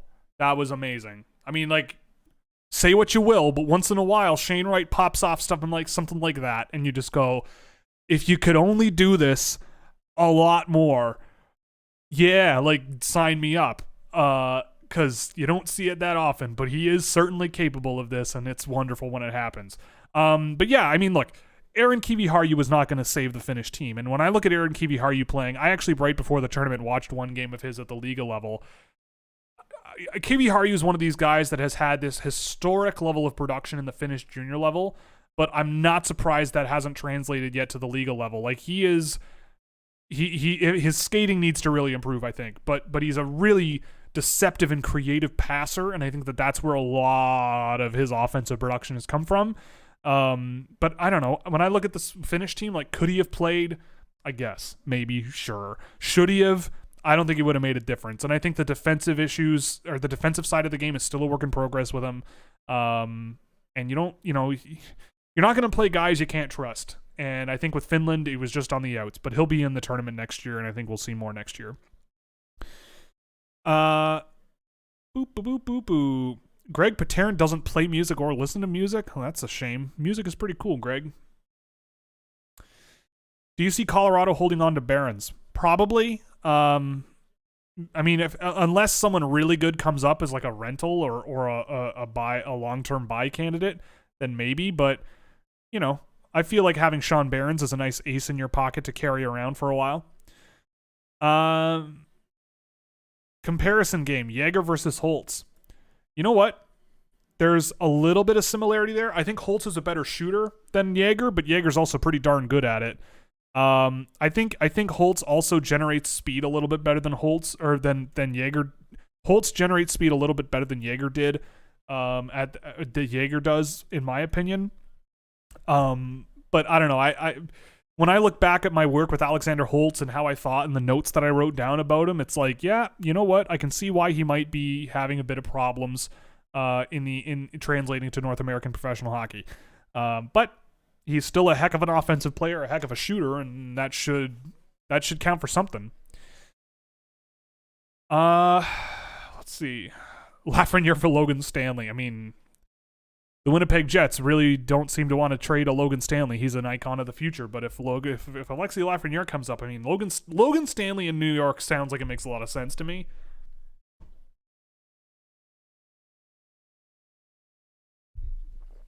One for one Lafreniere for Ryan Merkley. Completely fair trade. Who says no? Honestly, why would the Rangers want Ryan Merkley? The Rangers say no because they're like, Ryan Merkley sucks. Like they're not. I mean, I like Ryan Merkley for sure, but the Rangers are not going to take a Ryan Merkley. They don't care. They don't want that type of player, I don't think. How good is Sam Honzek? Pretty good. He's got really, really good hands for a big man. Unfortunately, he got hurt. But he's decent. He's in my early second round. Aside from the Q, which leagues look like they have a weak class this year? Finland Junior, Finland in general, I think, has a weak class. Russia has a pretty good one, especially at the top. The OHL, I think, is underwhelming in a few spots, but there's a few guys in the OHL that I like more than a lot of other people do. Remember when Taylor Swift tried to trademark a chord progression? I do, and it worked. And now it's a huge legal can of worms that is still not resolved. But yeah, just goes to show if you have a lot of money and really good lawyers, what you can pull off in the American judicial system, on the civil side at least. It's very interesting. But such is life. You get to head to the World Juniors and the U18s. I get to run them. What changes do I make? I would make the Division 1A tournament happen in conjunction with the relegation round before the tournament starts. Oh, big block. So what I mean by that is I would take the Division 1A tournament before the World Juniors, take the teams that were a threat of being relegated from the previous year, put them in a pool together like a month before the World Juniors, and make them play to qualify for the spots in the World Juniors. I think it's kind of crazy that we have teams that qualify with, say, a bunch of 19-year-olds that are really good. Like this happened to Austria, where they had Marco Rossi and Benjamin Baumgartner basically carrying Austria into the top level tournament, and then Baumgartner had to go, and Marco Rossi was pretty much there with Vinzen's Rohrer, and that was it. And they got pummeled, and Marco Rossi also, after that tournament, nearly died. So, yeah, I mean, I think that's the first thing I would do, is make it so that teams that are trying to qualify for next year's tournament can actually qualify for this year's tournament. And go from, let's say, we qualified at the 1A tournament, we'll take a bit of time off between international games and go right back into it at the World Juniors. That's number one. Other than that, I don't think there's much else that I would change. I wouldn't expand it past 10 teams. I think 10 is perfectly reasonable.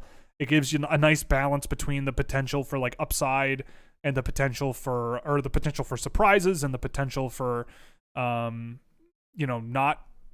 maybe just having the good teams float to the top without playing too many games. So yeah, I don't know. I mean, the only thing is maybe you do expand it and make it more like the World Championship, where you have a lot of teams and you expose a lot of sort of smaller countries to a really big stage. But I don't think teams want to go for like a long tournament where their junior guys are gone for a long time doing this multi-week tournament. It just doesn't make sense. So yeah, but I don't know. That's probably the only thing I would really change. Off the post. Because I love this tournament the way it is. I genuinely really love it. It's one of the things I look forward to the most in any given year.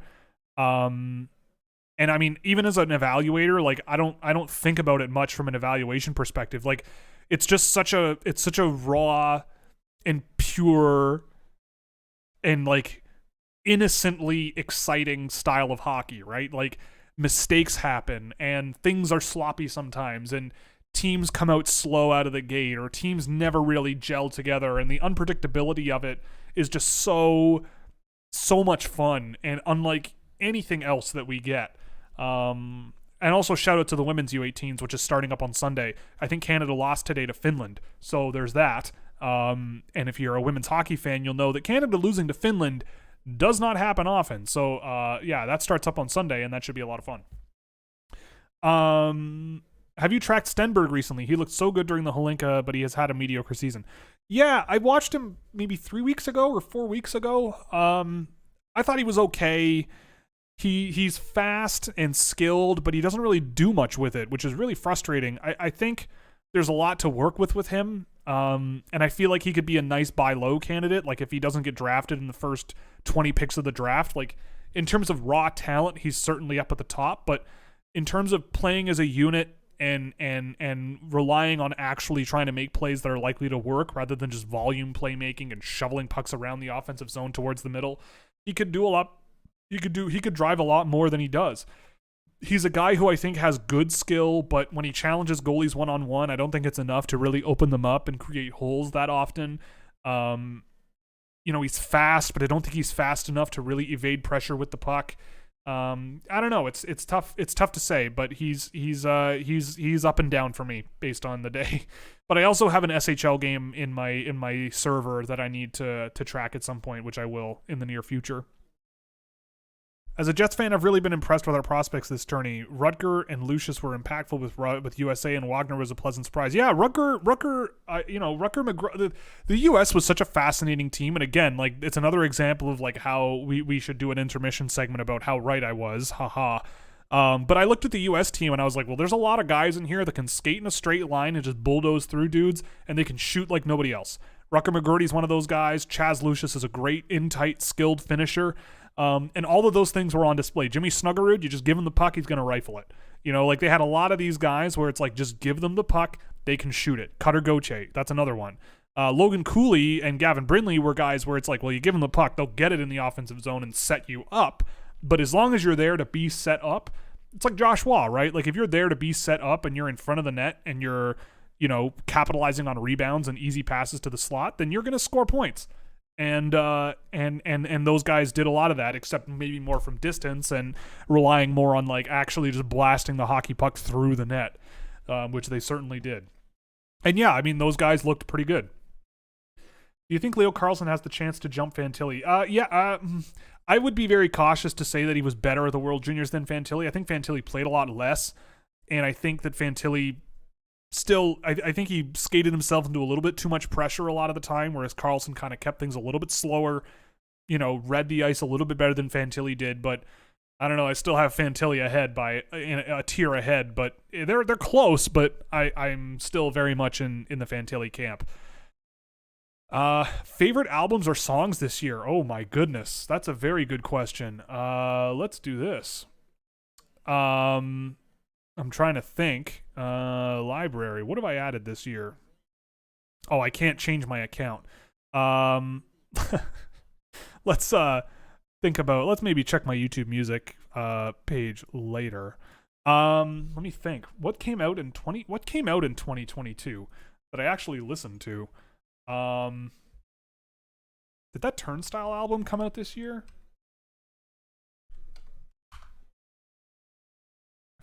Didn't they put one out? Oh no, that was last year. I mean, I guess what I could say is what I got into a lot this year. I really got into Spyro Gyra recently. I guess that's more of a 2023 thing. Like I had a bunch of Spyro Gyra records that I got from my better half's family.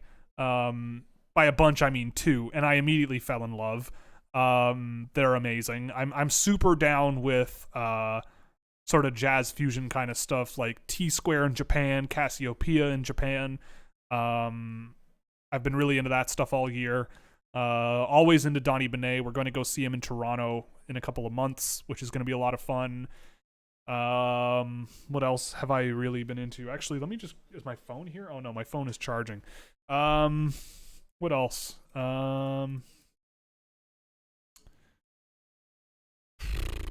I don't know.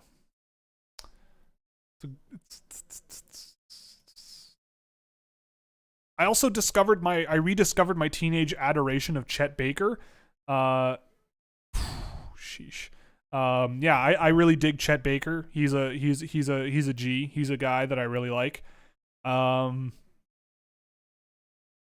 I'm just going through people that I listened to a lot of last year that really check out, or people that I listened to a lot of last year that may not be modern, but I'm sure there's a lot of new albums from 2022 that I wish I had my phone on me. I wish there was there were a lot of 2022 albums that I listened to that I pretty sure I liked, but if I could look at my YouTube music page without deleting my stream, I think I would do so. Also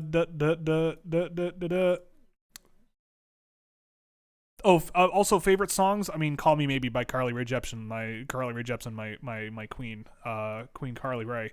That's up there. Thoughts on Isaac Rasin and Noah Östlund? Kind of went over them already. They were a bit underwhelming, I thought. Rasin could shoot, but he was a bit underwhelming.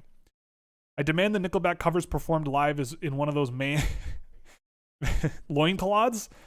I don't think you want to see that. Nobody wants to see that. I don't know. Nobody wants to see that except maybe the other person in this house with me. But even then, I think she might go. I don't know. Ryan Merkley was an off pick from day one. Well, I wouldn't go that far.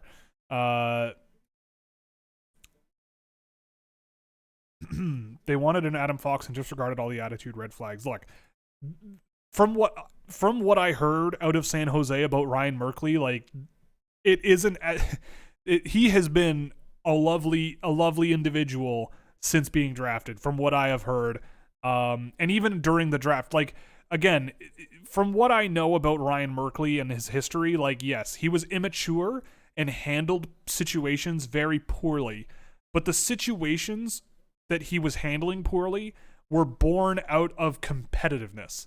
Like, from what I know, that a lot of what the problems were was how he handled how his teammates played or how he thought they played, how he was being coached when things weren't going so well, and how, maybe he just didn't really like playing defense all that much, or playing defensively.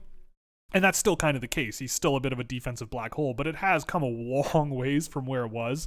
But I don't know. I mean, I don't know. I guess what I'm saying is I just don't like the idea of just attitude issues, because it's like, it's very vague, and you can get very complex and dismissive when it comes to looking at a person's attitude and like what that means. Like, again, when it comes to communicating things and like trying to be, you got to be specific, right? Like, and from what I've heard about a guy like Ryan Merkley is like, yeah, there were issues, but like, it wasn't, he really wanted to win, and like it was almost like pathological, and he was very frustrated and did not handle it very well.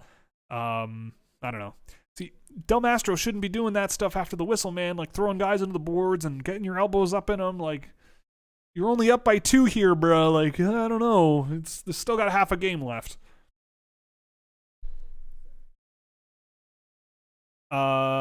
Which NHL team has the weakest prospect pool in the pre-TDL world, and who do you think TDL? Pre-TDL. Oh, the draft lottery. What? Wait, is that what you mean? The draft lottery? I don't know what you mean by TDL. Who do you think will sell the house? What? You're going to need to expand on what you mean there, Seb. I don't know. I don't understand. With Russia being out, I would love a Big 6 team tournament. 2 groups, play each team twice, top 2 get into the semis, and then maybe best of 3. See, I don't like it being smaller. I don't like it being smaller than it is. If anything, okay, so TDL is the trade deadline. Okay. I'll answer that question after I finish answering this first one here. Which I already forget what it was. I got to find it again. Oh yeah, with a Big 6. Yeah, I think that there's a magic to this tournament of having teams like Latvia come up and have this be like the biggest moment of their hockey careers. Like, I don't care.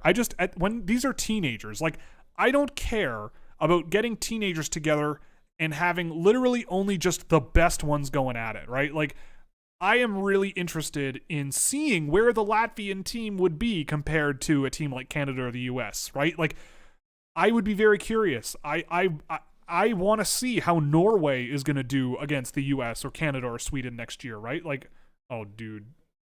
That dude just pour a beer all over his face. Oh boy, that was great.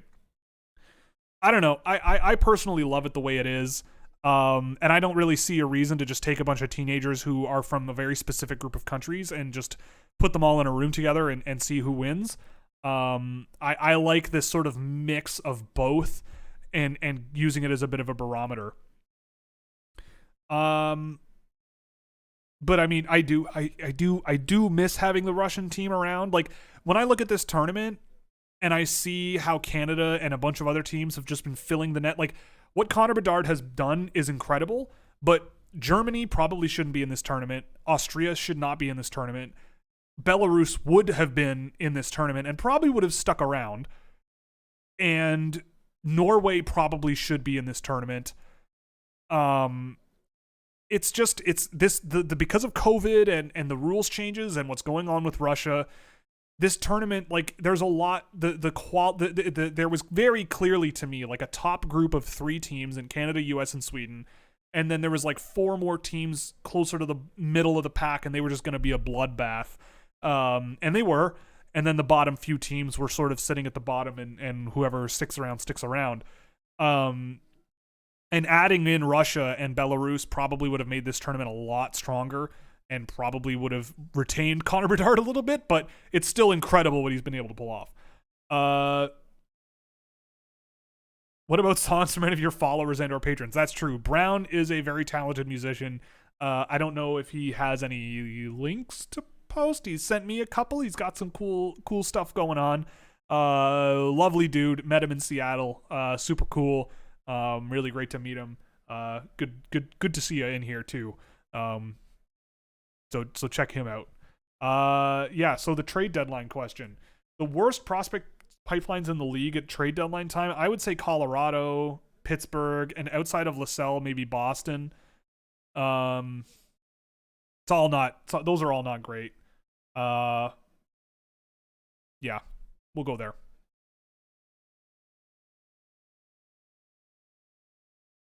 Oh boy.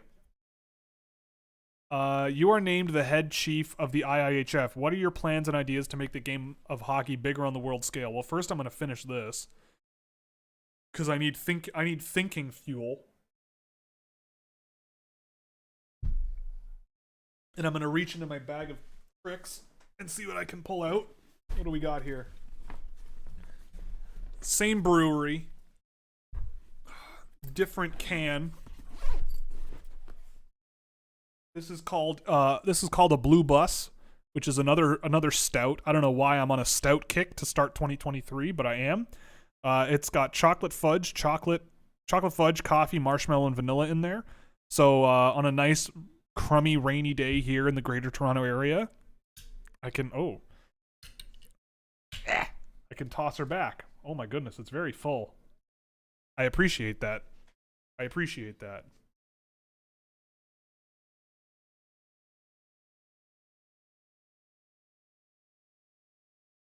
Should I start a second channel just for beverage reviews? Not even like just alcoholic beverages, just generic beverages.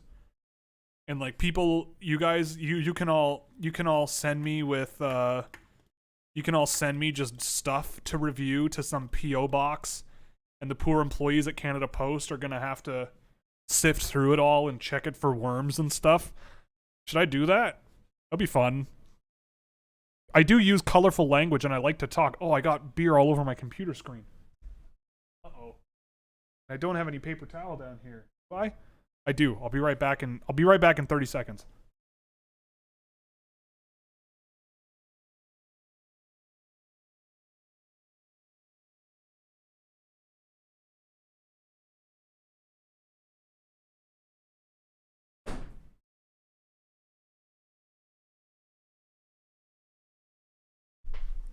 I go grab paper towel and Jakob Brabenets takes a penalty. That's no good.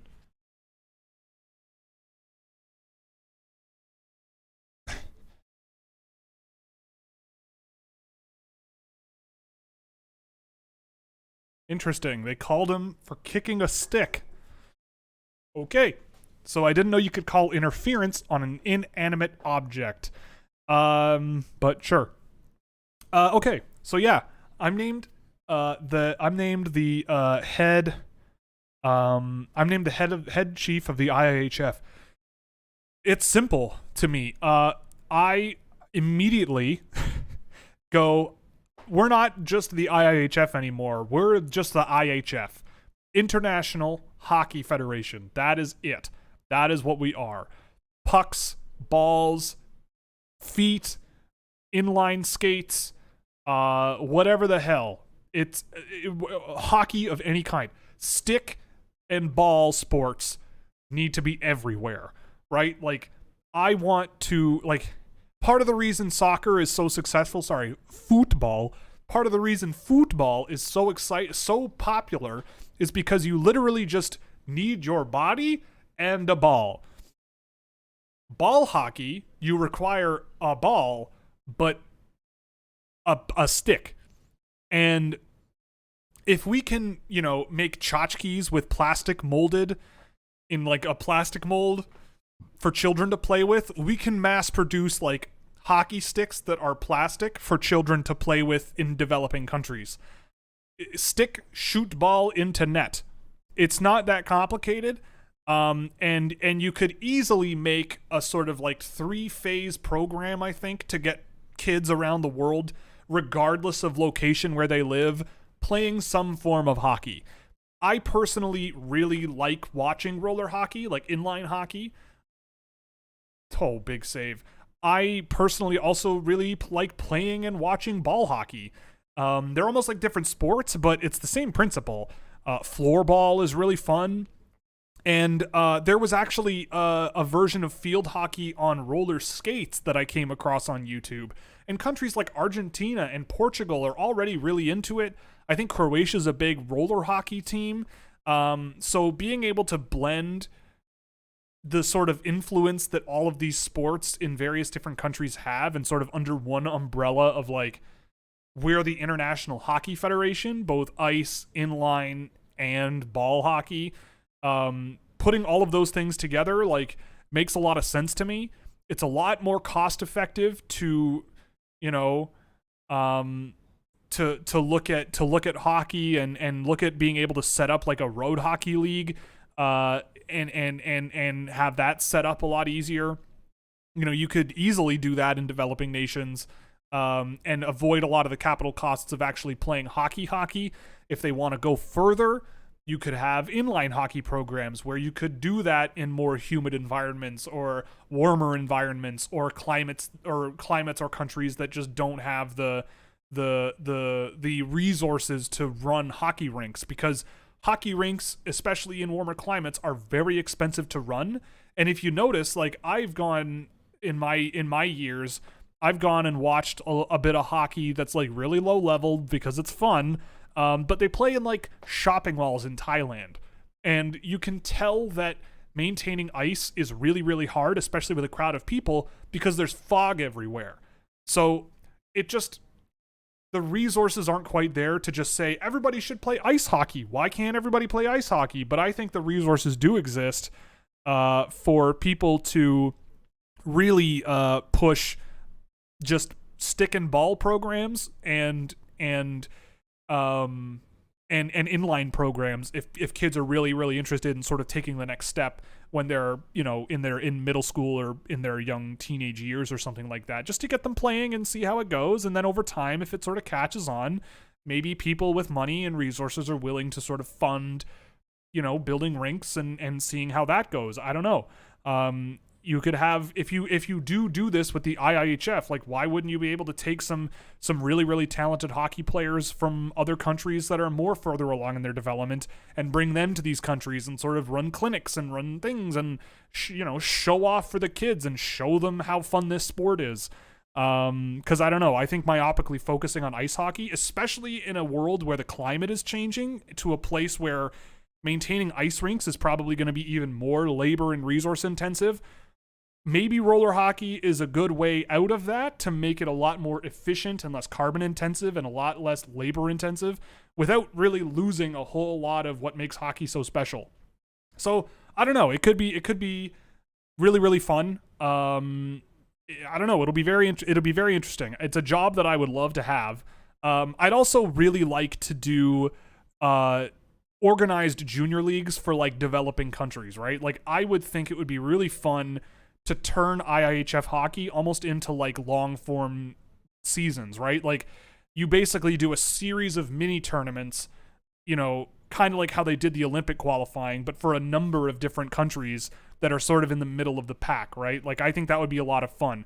You have a junior team, like each country is like, they have to have a junior program, right? So like Iceland, they have to have an Iceland junior team that practices together, plays together, you know, plays in the Icelandic Pro League, I guess, which is not like a pro league, but it does exist. There's like 3 teams, but you basically have kids from Iceland all playing together on the same organization, and it's, you know, the IIHF gives them support to run the program and blah blah blah. And like having them play in a league against teams in, say, I don't know, I'm trying to think of other similar teams in Western Europe, you know, like Spain and I don't know, like maybe France would be the powerhouse of that league, and you know, you throw in I don't know, Italy or something. Like you get these sort of middle range teams playing against themselves, but like with the youth constantly playing, and practicing against one another as much as they can. Because right now it's like, if you're an Icelandic hockey player, you go to the under-18 tournament for 5 games in a season, and you might play 15 more games in a year when the Icelandic league plays, and that's just not enough to go anywhere. So I don't know. I would go in that direction. Solid answer. I think one of the main reasons hockey doesn't reach its full potential, even in traditional hockey cities, is due to terrible reputation it has. You know what? I mean, I would agree with that to a point. I think the bigger reason hockey has fallen behind, right? Like, I think the 2004 lockout really took a lot of wind out of hockey's sails as a marketable sport in the States. I think that American teams are really doing a lot of good work to make themselves more money. And I think Canadian teams are just, in Canada, we are, I don't know, this is just my experience from living in Canada 32 years, but I get the feeling that we're very culturally entrenched in doing things a certain way. And any sort of threat to doing things a certain way is like asinine and like laughed out of the room until Americans do it. And if Americans do it and it works, then we do it, but we do it dialed back like 25% and pat ourselves on the back, right? Like I love looking at the American app for certain services and then the Canadian one for similar services, or even the same company, right? Like, I don't know if there's an example in the States, but like Canadian Tire is like one of the biggest retail chains in Canada, but it is like notoriously awful, and their mobile shopping experience and online shopping experience is just bad. Like it's bad to the point where you're like, what is even happening? Like what is the point of even buying anything from this store? So I think that Canada's bigger problem is that there just isn't, it's too conservative, like in terms of just fun factor, right? Whereas Americans, they see it, like they see marketability as like, well, if the people like it and it's fun and it makes us money, then we should just do it. Whereas in Canada, there's a lot more like hesitancy and like, well, we don't want to like go too far outside the box, you know, or no.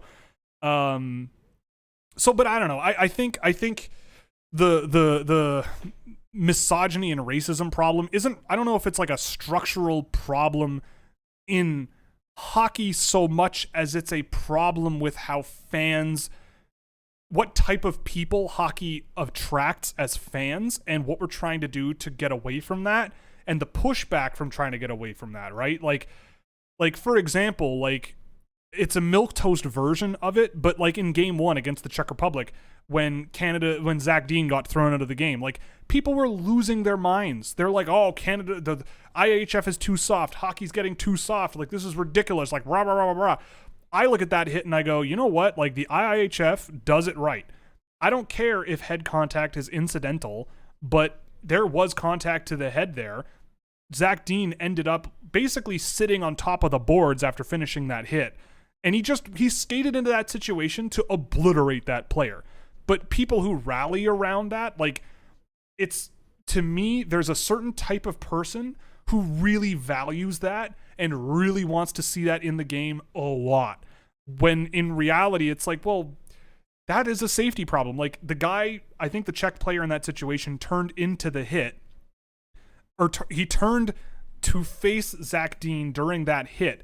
So Dean didn't let up when his back was turned to him. So if anything, it's like the opposite of, oh, he turned his back on the player mid-hit, therefore it's not as bad. Like Dean was coming at him, and he turned, and as he turned to face him, he got hit. So what if he didn't, right? Would he have been hit from behind? Would that have turned out a lot worse? I don't know.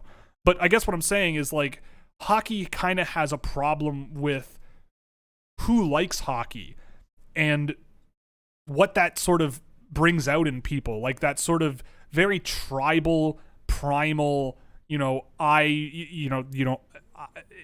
it just brings something out in a lot of people, and it can be vicious. Like it can be vicious. But again, when things like I don't know, racism, I think a lot of the problems with hockey and racism, like they exist 100%, like they exist. But I think it's more of a symptom of a deeper root thing that gets explored a lot more and on a lot deeper level, just because racism is a thing that is everywhere in a sense, in some way, and it bleeds into a lot of other things.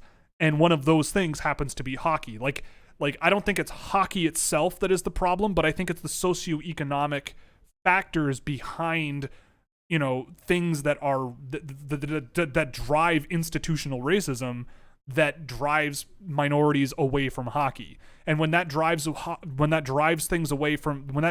away from minorities, it makes the leftover group the more privileged socioeconomic class, which is more likely to be, white Caucasian people. When that happens, it's just the divide continues to grow, and you get more and more insular. And when you're insular and you're not exposed to multiculturalism or diversity or everything, it does make you more prone to falling into a rabbit hole of racism and misogyny. So yes, I think that's a problem, but that's more just like a problem in general that is being exacerbated by increasing inequality and increasing sort of viciousness and pushback from people who feel threatened by the way the world is changing and by the way that social media and the media in general is sort of shaping the way people talk and the way people think about history and think about how their lives have been affected by things that were completely out of their control.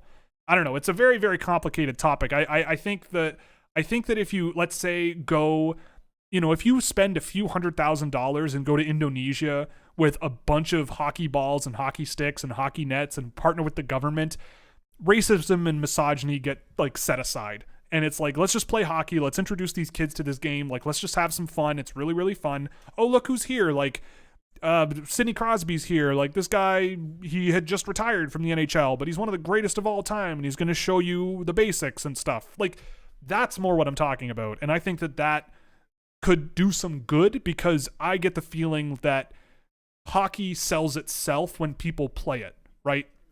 Kids love hockey in Canada, right? Like, I was a kid who loved hockey. I love hockey now, but I love playing it. And if you massage it the right way and sort of get a system organized the right way and presenting the game to people, I think it could work out really well. So I think, and you're going to also have to have equipment manufacturers also partnering with you on that, because it is true, like you guys are talking, the equipment is extraordinarily prohibitively expensive.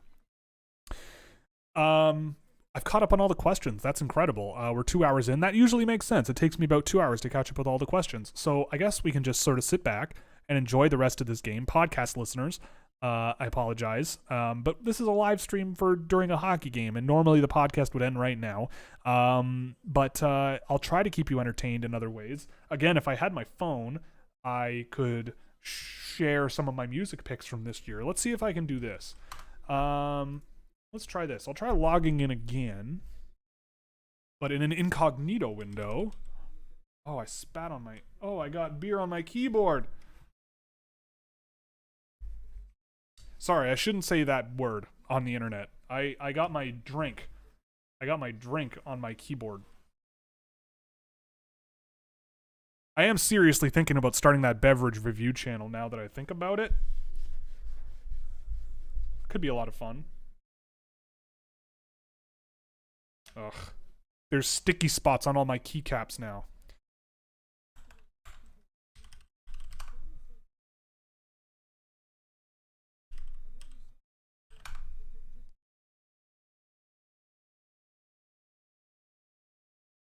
Oh, I don't have my phone to do two-factor authentication.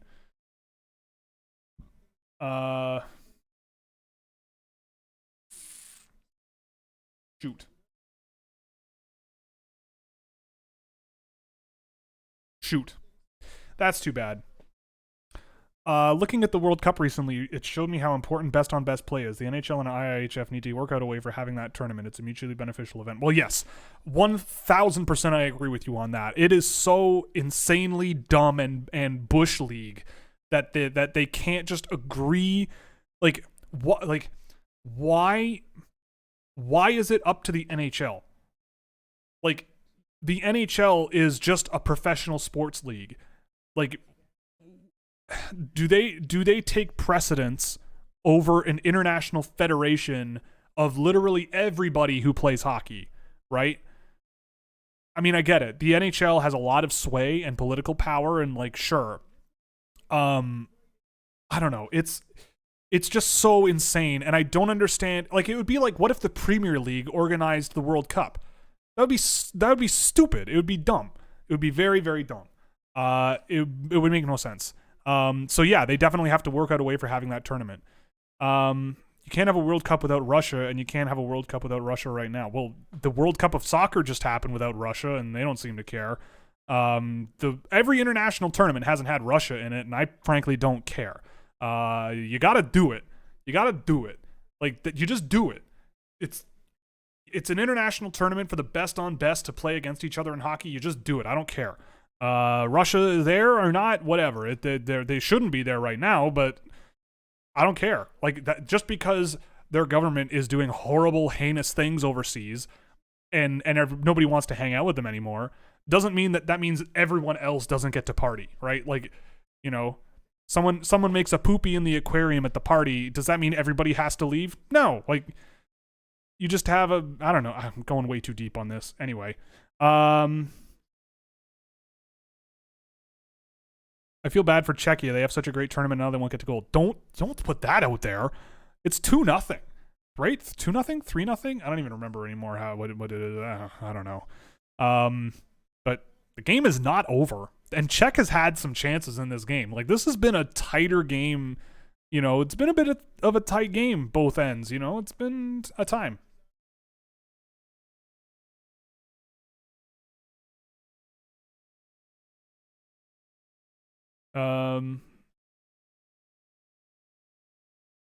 What are your thoughts on Joshua? Oh my god. He's still Joshua. My thoughts on Joshua has not changed. Well, they would never do the World Cup in soccer without players in European leagues. Well, yeah, but like, we're not talking about a bunch of different European leagues, right? We're talking about one specific country. Again, like, just because something bad happens with one group of players, it doesn't mean that nobody else can do what they would participate in otherwise. Like, why would we do the World Juniors, right? Like, it doesn't matter to me. Like, you got it. Like, again, like someone mentioned it. Like, Connor McDavid is in his mid-20s and he still has not played in a best-on-best men's tournament. That's unforgivable. The NHL has had the biggest star that they have ever had, in my opinion, in terms of marketability and like highlight after highlight after highlight and cheat code after cheat code after cheat code, and he's stuck in Edmonton. The Edmonton Oilers can't win. You know, he doesn't have a supporting group. Like, and he's just not. He should be one of the biggest stars in sports right now. He's one of the most exciting athletes out there, and he's just a guy to a lot of people. Like, he might lead the league in scoring in the NHL, but in terms of the overall marketability of sports in America, especially, I would be totally understandable if people did not know who Connor McDavid was. But if Connor McDavid played in like Dallas or New York or California, like, I bet he'd be on Wheaties boxes.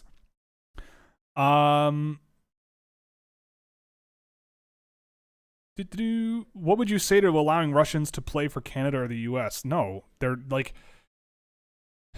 you say you feel bad for Russian NHL players. What's transpiring is not really their fault. No, it's not. It's not. But you can't. Russia's relationship with hockey is like Canada's relationship with hockey. Like it's central to their sporting culture, right? Like your sporting federation is inextricably linked to your government because it operates it, right? Like Hockey Canada is a Canadian government thing. Like that's why the Canadian government was grilling them all summer, because they're like, this is taxpayer dollars. Like we fund you to a certain extent, and you're taking money from people, and the government, you in a sense represent the Canadian government, and you've been brushing all this stuff under the rug and like doing all this stuff, and like we give you the autonomy to handle yourselves, but clearly you're not responsible enough. And if Canada all of a sudden decided to invade Greenland, and they were committing atrocities in Greenland because they just thought that people in Greenland shouldn't exist anymore, because technically 800 years ago some English explorer came across Greenland and thought, hey, you know what, this seems like it could be British territory, and like it's close enough to Canada that technically, yeah, maybe it could be Canada one day. It's ours, and nobody liked us anymore because of that. Yeah, like I don't think anyone else would welcome Canadian athletes representing the Canadian government. And I don't think it would be that great of a move to just say, well, we'll just give you citizenship to be Canadian. Like maybe that's a workaround, but I don't know. I get the feeling that Russian players don't really have that much interest in literally turning their back on their own country, right? Like I agree. Like I feel bad that Russian NHL players are being hamstrung here. Like they're being put in a tough spot and it's not their fault, but it's also like, speaking as someone, I'm not Russian, but like think if you were Russian, it would be very difficult. It would be very, very difficult to, if I were Russian, it would be very difficult of a decision to be like, hey, do you want to just abandon your entire upbringing and lifestyle because of what is happening with your government and like be a Canadian just so you can play international hockey? Like that is a much bigger decision and much more impactful decision than just doing it to play hockey, right? Like I don't think it's that. I don't think it's realistic. I wouldn't make Russians make that decision. I just think that's unfair. It's hard. Like it's just hard, right? Because you don't want to exclude people, but the sport is inextricably linked to the government, and it is a fundraising operation for that government as well. And part of the problem is that we're trying to restrict their government's ability to fund what they're doing. And that you can't relent on that until the goals of who they are fighting against are realized, right? One way or the other. You can't have that. So it's a tough spot for them to be in, but like their government is the one who put them in that spot. It wasn't us. It wasn't North Americans. They say it was, but it wasn't. So I don't know. Anyway, we're going on too deep. Do you like Andrew Tate? Okay, I think you're trolling at this point. No, I do not. How do you feel about Habs fans overrating all their prospects? I don't care. Fans of every team overrate their own prospects. Every single team is doing it. It's impossible not to. I remember the days of Leaf fans trying to tell themselves that Tyler Biggs was the next Milan Lucic. Like it's the way things go.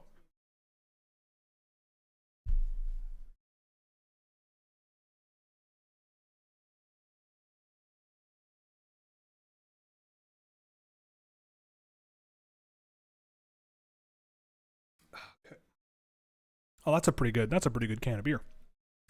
Brad Lambert or Matvey Michkov, curious about your opinion on that one.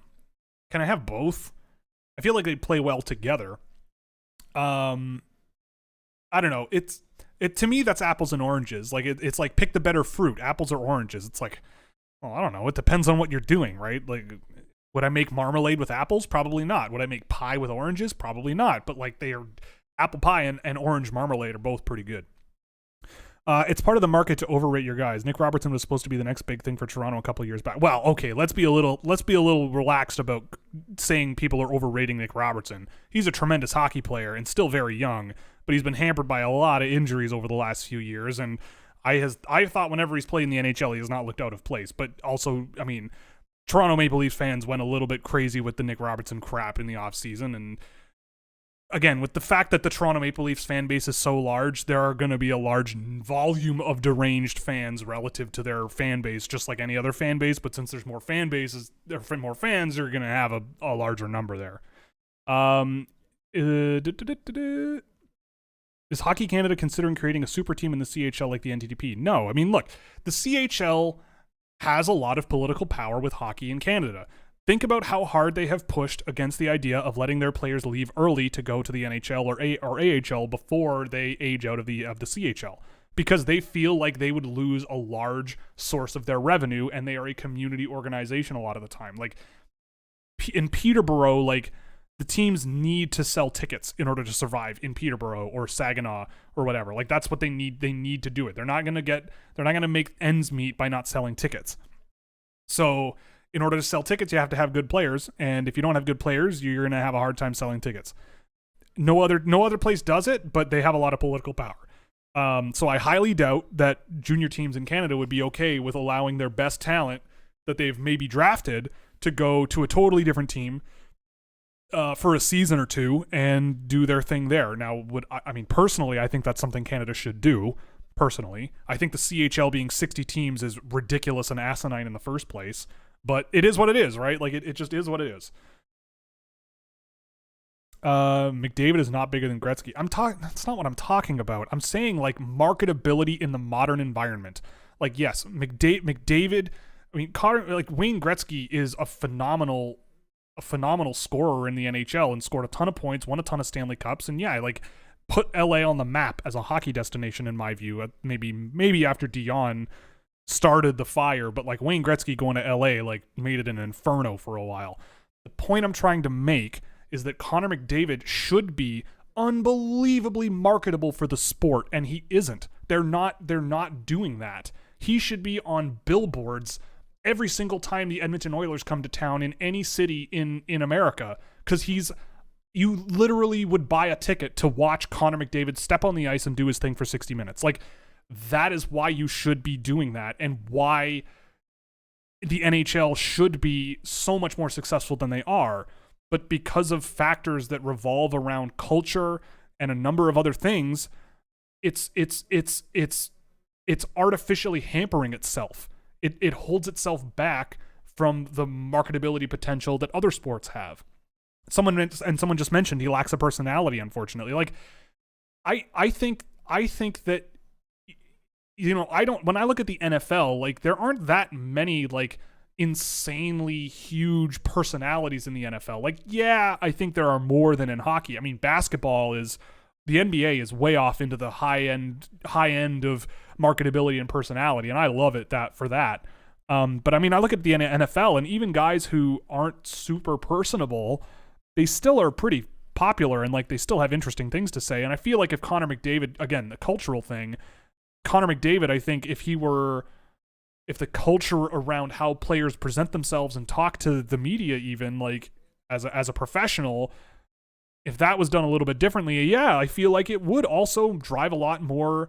I think it would drive a lot more attention to hockey, right? Like when I was a kid, the NHL in the States was at par with like the NBA and the NFL, and then the lockout happened and the game got better, but everything kind of grinded to a standstill, and the focus for a long time was how can we be really tough and fight and battle and play physical. And only in the last few years, I think, has the NHL really turned a corner with driving that sort of everyone should be able to score.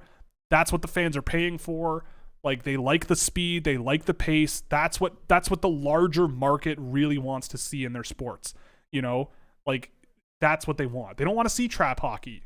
You know, it might work to keep games 2-1, but that's not going to sell tickets as much. So I don't know. It's a long, complicated discussion. Hockey is just it's a strange sport in the marketplace of sports in North America.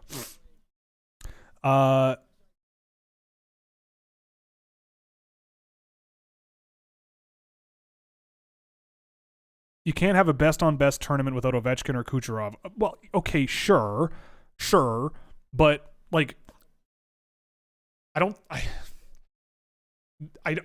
like, does that, like, again, like, does that mean that we don't do anything?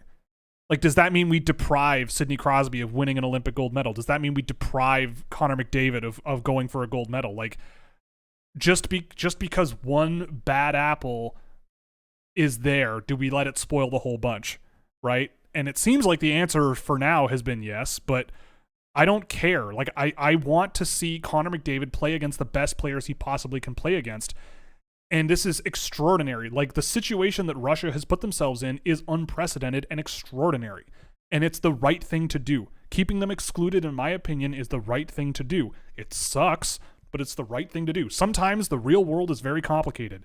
But that doesn't mean to me that you just say, like, just because you can't literally call it best on best, like, you literally can't call it best on best. Like, I'll admit that. But I don't think anyone really is that concerned with the semantics of best on best.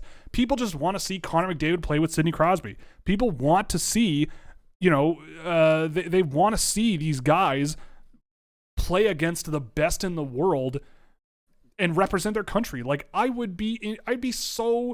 32 years old. My draft year was 2008.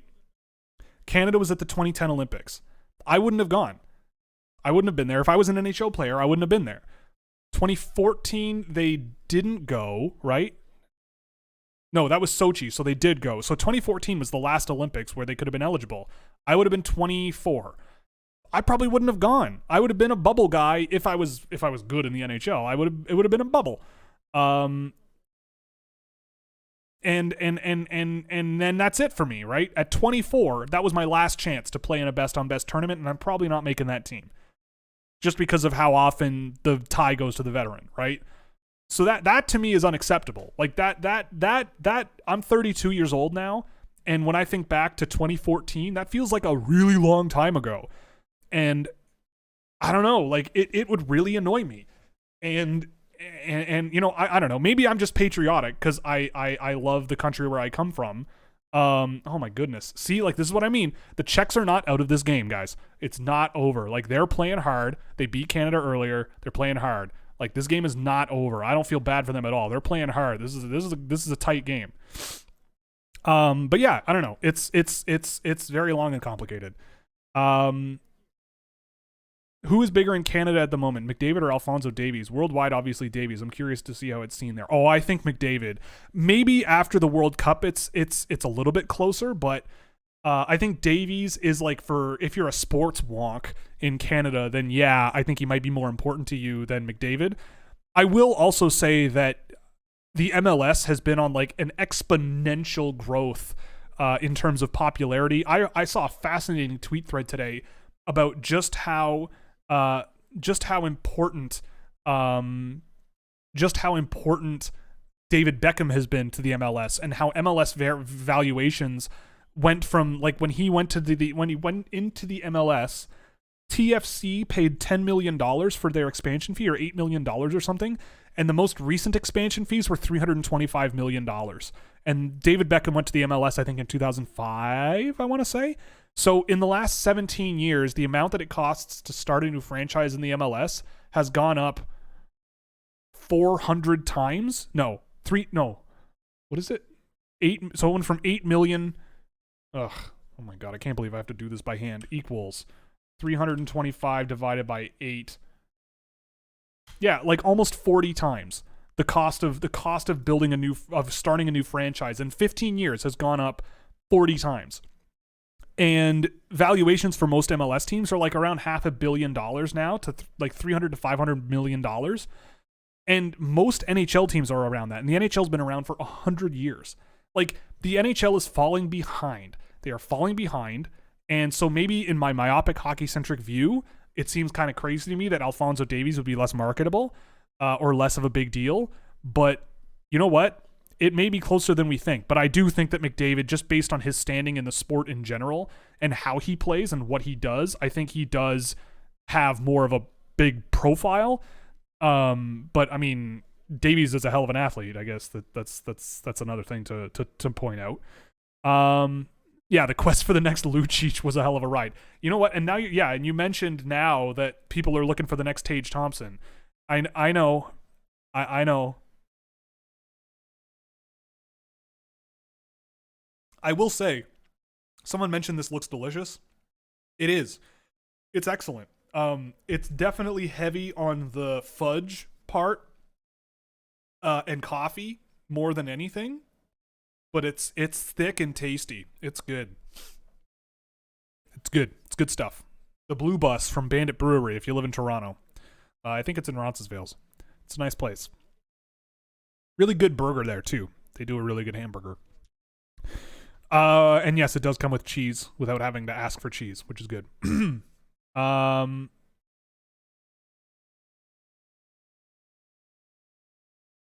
One key thing hockey needs is a proper pundit guy. Hockey needs a Stephen A. Smith or Shannon Sharp, Skip Bayless level personalities to discuss the topics of the day. 100% I agree with you. Like 1,000,000%, Bobby. I 1,000,000% agree. Hockey, I think hockey, it's just, again, it's a cultural thing. Like hockey is a very conservative, reserved people. The way people talk about it is very conserved and held back. Except when people get really, really vocal about it, they're kind of jerks about it. I find a lot of the time, I don't know. Nobody really has found that balance of how to have, really smart, good analytical takes. Well, maybe not analytical, but really well thought out and reasoned takes that set aside all the cultural biases in the sport and just look at the output of what players are doing. It's and it can be hard to separate those things in hockey, but I don't think there's been a person that really rides that line super, super well while having a really fun, marketable, social media-esque personality. Like I really like Mike Johnston. I really like Mike Kelly. But like I don't really foresee those guys going viral. You know what I mean? Like I don't really see that. Someone mentioned John Tortorella. I think Tortorella certainly holds a candle to that, but I think he also hates being on television, which I can also level with. But yeah, I mean, look, I don't know. I think hockey does have this sort of like formality to it that makes it a lot harder to be yourself. And there's, again, it's this divide, right? Like you've got old school fans and new fans. Like I think the new fans are very viciously hungry for what we're talking about. And I think the old school fans they miss Don Cherry, right? Like the old school fans are like, hockey is getting too soft. So when we see something new and familiar that likes this sort of modern NHL where it's more based around goal scoring and all four lines can score, you have two sort of factions that get really angry if you stray too far from like a boring middle ground, right? So you have to really be careful about what you say and how you say it, and it just kind of removes the spontaneity and the fun factor from it, right? It's like playing trap hockey but with your words, It's like it works, but no one likes it, and then everybody just ends up bored, right? But it works.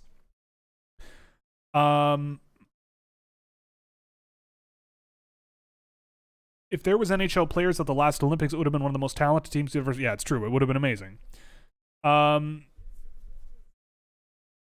Yeah, if someone mentioned PK Subban, I think PK Subban going on ESPN is a good step in the right direction. Like he's always been very personable.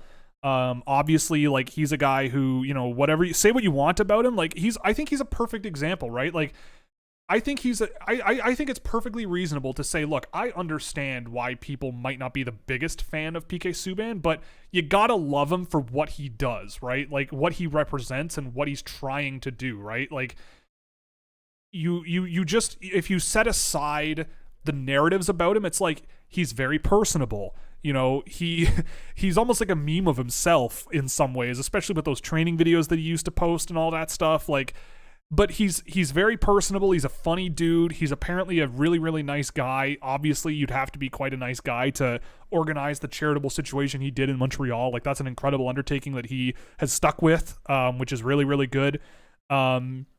And I think he's a really good example of, like, a player who has become a broadcaster who I think a lot of people with moderately good reason, is not the biggest fan of. But I think it's also perfectly reasonable and should be acceptable to say, yeah, but he's probably going to be a really good thing for like how hockey is talked about and marketed and presented to the world, because that's kind of what needs to change. And it might be a little scraggly, a little ugly from time to time, but like I think he's a good example of like where things need to go, because I think healthy debate and healthy disagreement is something that we need more of in sports, or at least in hockey, right? Like with panelists genuinely disagree with each other but come to an agreement of like, yeah, you know what, like look, like this is the way things are or should be, but I understand that like there's this and this and this, right? Like it's all about sort of making incremental changes, I guess is what I'm saying. And I think PK Subban's a pretty big incremental change in the right direction. Beckham got a literal MLS team for signing in the MLS. That's just hilarious, and now the value is skyrocketing. Well, that's exactly what the thread was about how how signed up for a relatively low salary, but he got a percentage of total like gross revenue from the team, which is insane. And they've had exponential growth over the last 15, 20 years. And I think in that tweet thread, there was also a stipulation in his contract that if the team's value crossed a certain threshold and he retired, he had the right from the MLS to start his own team. That is insane. But when David Beckham wants to come to North America to play football in the 2000s, you give him whatever the hell he wants. And it seems to have worked, because the MLS is very quickly becoming one of the major sports in North America at a faster rate than the NHL is keeping up with the NBA and NFL, which is pretty wild to me. And I've been barely paying attention to this game, but from what I've seen, it's been pretty tight this period, the last 10 minutes.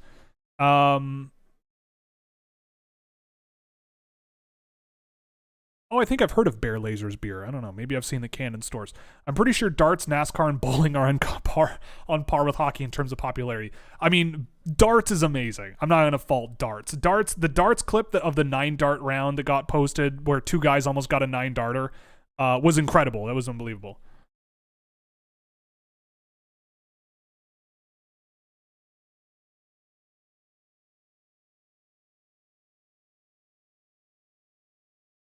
I am pretty sure that it's a penalty when you don't have your helmet strapped on, and Gabriel Sturz does not have his helmet strapped on, and the referee is staring at him the whole time. I could have sworn that if you have your helmet undone for an extended period of time and you get warned about it and you don't fix it, you could get a penalty. But maybe I'm just being a baby. Problem with the NHL, though, is you don't have dominant players that just carry teams. It's a lot more team-based than other sports, which makes hot takes a lot harder to exaggerate. Yes and no. I think that that's partially true, but like I don't know. I think this is just me and my anecdotal experience, but I think the way that I talk about players is quite a lot different from how a lot of people talk about players, right? Like when someone says, "Oh, this person skates really well. Look at how fluid he is." I always think about that and go, "Yeah, but doing what?" Right? Like what is it about this player that is great? In what situation, right? Like if I can skate really, really well, but suck in a game, that makes a difference. Oh, there goes my boy Yuri Tiacek. So for me, I just think the way that it's talked about is, you know, like I really liked how Kevin Bieksa early on in his time at Hockey Night in Canada really sort of dug into sort of the nitty gritty of like, well, here's what makes this player special that he does so well. And once in a while you do see segments about that, which I think is, oh boy, which I think is always really, really interesting. And I think hockey needs more of that. I think it's doable. But I see your point about how like you can't just identify a player and go like, look how sick he is. And it's like as good as other sports. Problem with hockey is that there's no personality, and when there is one, it gets ridiculed. Yeah, that's true. Guys like Biz Nasty, Subban, and others make it fun. Yeah, I mean, that's true. I don't watch a lot of those TNT broadcasts, but what I've seen, they're okay. And hockey fans do definitely gatekeep. That's 100% a thing that definitely happens, for sure. And then Bobby following up with Biz Nasty being the aura of toxic frat boy mentality. Yeah, I mean, that's true too, but I think you do kind of, at least for now, like you kind of need that, but you need to put something against it that is more intellectual and educated, right? Like you need someone to come out there, and when Biz goes off on some tangent about whatever the hell he's going off about, someone who can think of just a quick one-liner of like, yeah, so then why does he still suck, right? Like, why can't he score goals? Like, why can't he make a pass to save his life? Like, and be right about it, right? Oh, that's one. That's one, ladies and gentlemen. We got a game. Where's that person? Where is that person saying that, oh, I feel bad for the Czechs. They tried so hard. Bruh, the game is not over. This is tight. This could be fun. This is going to be a fun finish here. Let's go. Let's go. But yeah, I mean, I think, like, I don't listen to Spit and Chicklets. I think I listened to the first 2 or 3 episodes and then got sick and tired of it and turned it off, right? Like, oh boy. Are we going to have an offside controversy? We could talk about offsides a lot if you want to close out the stream for the next 20 minutes, because my hot take is video reviews are insane now, and we should automate offsides. Forget about video reviews, except for like goalie interference and offside. You got a chip in the puck, put a chip in the boards and a chip in people's sweaters. And I don't know, fix it somehow with some sort of automated system for offside. Oh, they're counting it. Okay, well, here we go. Oh God. But yeah, I mean, I personally am not a huge fan of Spit and Chicklets, and I do think that they do reflect some of the things in hockey that we're trying to get out. But I do think that again, like, you want to put an environment on TV where you can have people that disagree and people have like crazy takes, because that's fun, right? Like, there's a reason why Biz Nasty is so popular. But you also would love to have someone who could play ball with him and be like, well, then if that's all true, then why this, right? Like, someone who can give them a counterpoint that over time, hopefully more and more people go, yeah, you know what? That's true. You know, it's like, oh, this is true. Now, granted, the company that runs Spit and Chicklets, someone just mentioned, not a great example of like a modern sports media enterprise, but especially because, you know, when you mention that, the people who like it go bananas and completely lose their mind and call you a snowflake when they're the ones being a snowflake. It's wild and bizarre and weird, but that's their prerogative. That's how they've become what they are. And again, like, if you want to go to battle with them, I think you have to put someone who can play ball while also, oh my goodness. See, it's not over. I told you.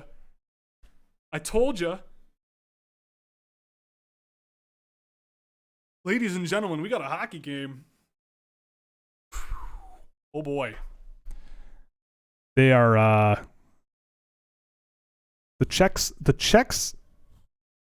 just like that. The Czechs, yep. If this goes to overtime, I may literally die on camera. I may literally pass away, and it's gonna be awful. Oh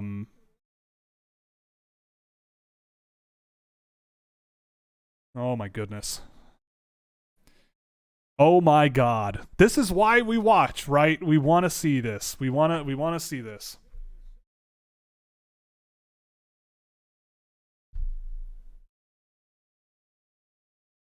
Oh boy.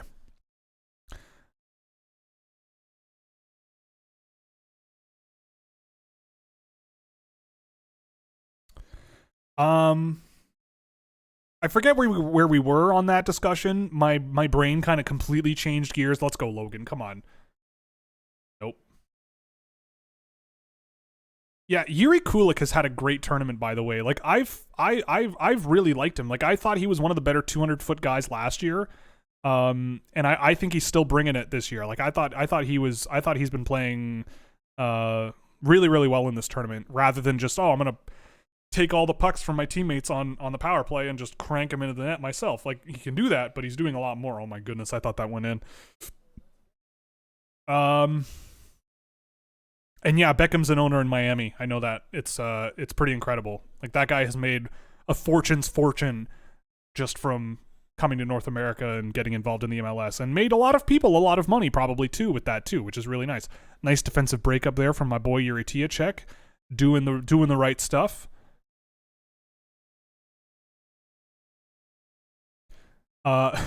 Watching darts is actually incredible. The audience is so hyped. Commentators are great, and the players look like average Joes at the local club who walk on stage with their own theme songs. Yeah, I know. I love watching darts. When I was a kid and I would be sick from school, or I had a test and I didn't feel like writing it. I'm half joking, but I would absolutely be putting the darts on and checking it out. Oh boy, because I love watching darts. It's great. We need a Shaq and Barkley dynamic in the booth. Who can really offer that, though? 90% of NHLers are as boring as watching paint dry. I don't know. I mean, I don't know the background of Stephen A. Smith. Like, where did Stephen A. Smith come from? I don't know. But he wasn't an NBA player, right? Like, you don't need players. That's the other thing, too, is like hockey as a whole. Why do you need players to do everything in the media? Like, to be fun? Why do they need to be players? You know, like, I don't know. I'm not the biggest Steve Dangle podcast fan, but like, I feel like an unhinged version of Adam Wilde on an intermission show would be so bad it's good. You know, like, so bad it's good. Like, that guy has takes for days, and you could get into screaming matches with him every single day. He would love to instigate screaming matches on TV every single day. He would love it. Yeah, Ray Bro, you mentioned AJ Jadaro. Yeah, he's a great example of a guy who definitely has takes, and he will go to bat for them. They're hot. He doesn't care. He'll whatever. Like, it's that, and luckily he is already he is a guy who is in sports media college, I think, and he is going to be doing just fine. Like, he knows what he's doing. Yeah, Alex Nelson, the SDPN guys were unhingedly laying into Bettman the other day. The other day, they do that every other podcast for like 45 minutes. So, yeah, like, I'm not surprised. And I think that's a big reason why guys like those guys will never be on major NHL broadcasts or whatever, because they openly admit, like, Gary Bettman is banned from their show. But I'm just using him as an example of, like, someone who is out of nowhere. Yeah, Pat Maroon. Pat Maroon's a great example of a guy who I think would make a pretty interesting broadcaster, or at least you give him a try, right? You give him an intermission segment as a special guest, see what he does, and you let him say whatever he wants, right?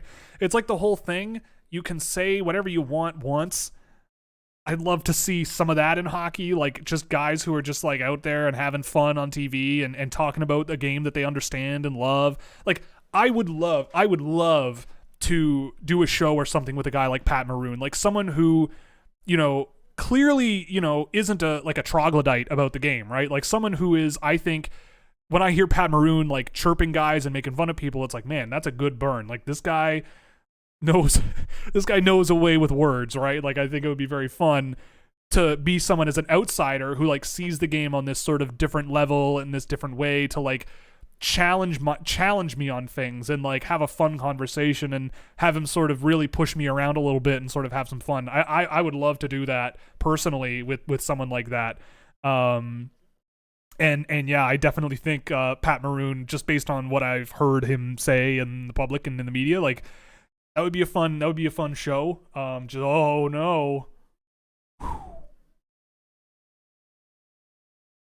But yeah, I guess what I'm saying is, like, yeah, there's definitely people out there who exist that know how to talk about hockey in a way that I think makes it really marketable, but you definitely have to have like a good balance of different attitudes and ways of handling things that kind of complement each other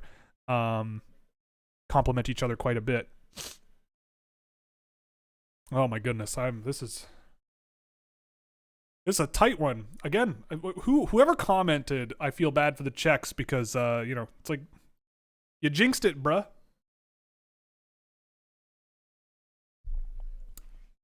I don't appreciate being force-fed Trevor Zegras. Well, if I ran the world, I'd be force-feeding you Logan Stankoven.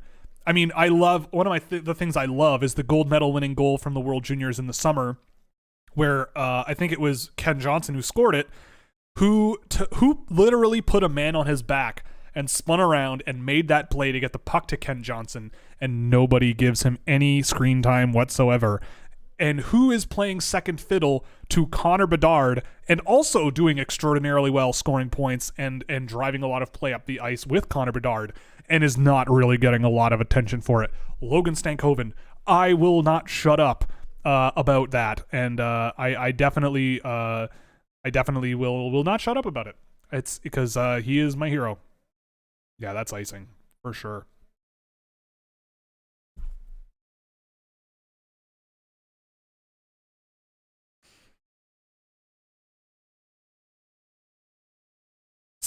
Stank bombs. Yep.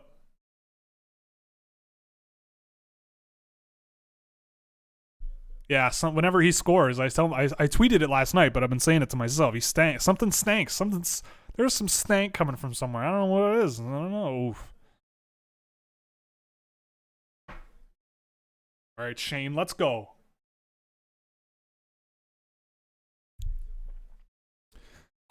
I really like. It's so funny watching Thomas Suchanek be so good this year because if you just looked at the data from last year of all the goaltenders that I tracked, let me see if I can even find it. Is this it? I think Thomas Suchanek was the best kind of goalie that was available. Like Thomas Suchanek, he faced 44% of his shot attempts that he faced were from dangerous areas, which only Reed Dick passed him, but his save percentage was .870 on those opportunities. He faced 22% of his shot attempts from high danger areas, which is second to a guy who played in the Czech junior level, and he had an 805 save percentage from there, and an 805 would have put him. What is it? Yeah, like it would have put him sixth behind 3 Russians, a 3 times undrafted guy playing in a weak conference in the NCAA. Nobody who even came close in terms of high danger shot volume. Suchanek was outstanding in terms of just raw data last year, and I should have put more faith into that. And looking at this year, I mean, there are some goalies that have some incredible data as well. Like maybe not him because he's playing Swiss Junior, but like Jacob Fowler with the Youngstown Phantoms, 50% of his shot attempts against are dangerous, and he has an 881 save percentage from there. That's just unbelievable. He has an 849 in high danger shot attempts. That's also just like unbelievable. So he's facing a lot of pucks and saving a lot of pucks. Michael Harabel is also pretty high up there too with an 878 dangerous save percentage. That's pretty good considering some of the other guys that are on this list. So it's interesting. It's very, very interesting. And it's, you know, it's something I'm exploring a little more using Instat data with goaltenders and looking at more specific save percentages and workloads and where the shots are coming from using their data. So it's been really, really cool to play around with that. And it's a big reason why I have goalies this year ranked in my sort of top 2 rounds that when over the last couple of years, I probably wouldn't have done so. Because I do think that there's a few good goaltenders that are good options for this year's draft. Which reminds me I should probably update this data. Thoughts on the Yotes? Do you think Armstrong has this team in the right direction? Well, I mean, I don't know if Dylan Griffin is still in here. He probably isn't, but he was sending us in a thing I'm involved in. He oh boy. He was sending some videos of Artyom Duda dudaing his thing. Still wouldn't have drafted that guy top 40, and it blows my mind that 110 picks later, Vladimir Gradinin went off the board, so that blows my mind, but whatever. Trading all those picks for Connor Geeky, okay, you know, we'll see, but probably wouldn't have done it. I don't know. I think the Yotes are they could be doing a lot better. I'll say that. I don't think they're doing poorly, but I think they could be doing a lot better. Who are your all-time favorite athletes in general? Oh, that's a good one. I think Paul Kariya's up there. Again, I'm just going off sentimental, not saying like these are the GOATs for me. He's right up there. I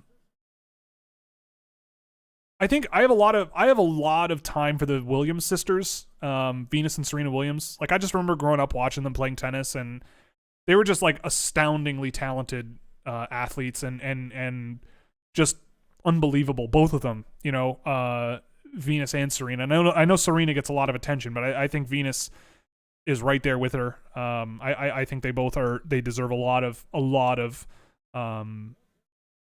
a lot of respect. My favorite athletes of all time. I mean, Connor McDavid is up there. I love watching Connor McDavid. I'll watch Oilers games just to watch Connor McDavid, like almost everybody else on the planet. Trying to think of non-NHL. I have a lot of respect for Patrick Mahomes. I think Patrick Mahomes, just the way he plays football. I'm not a huge football fan, but I love when guys are just like playing like they're on a different level. And I think Patrick Mahomes is one of those guys who just has that capability. That's a big one. I'm thinking about other ones from when I was a kid.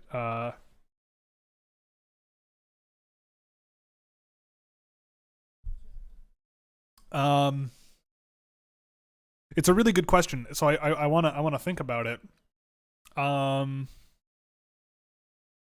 Yeah, like Paul Kariya comes to mind right away in hockey. Right now, Connor McDavid for sure.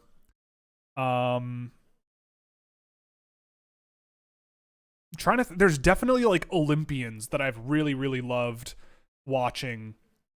And there's no shootout in the gold medal anymore. Yeah. That's right on. That's sick. Oh my God. Like, it's true every single freaking year. Canada. Oh! Canada has a flair for the dramatic in this tournament. They really do.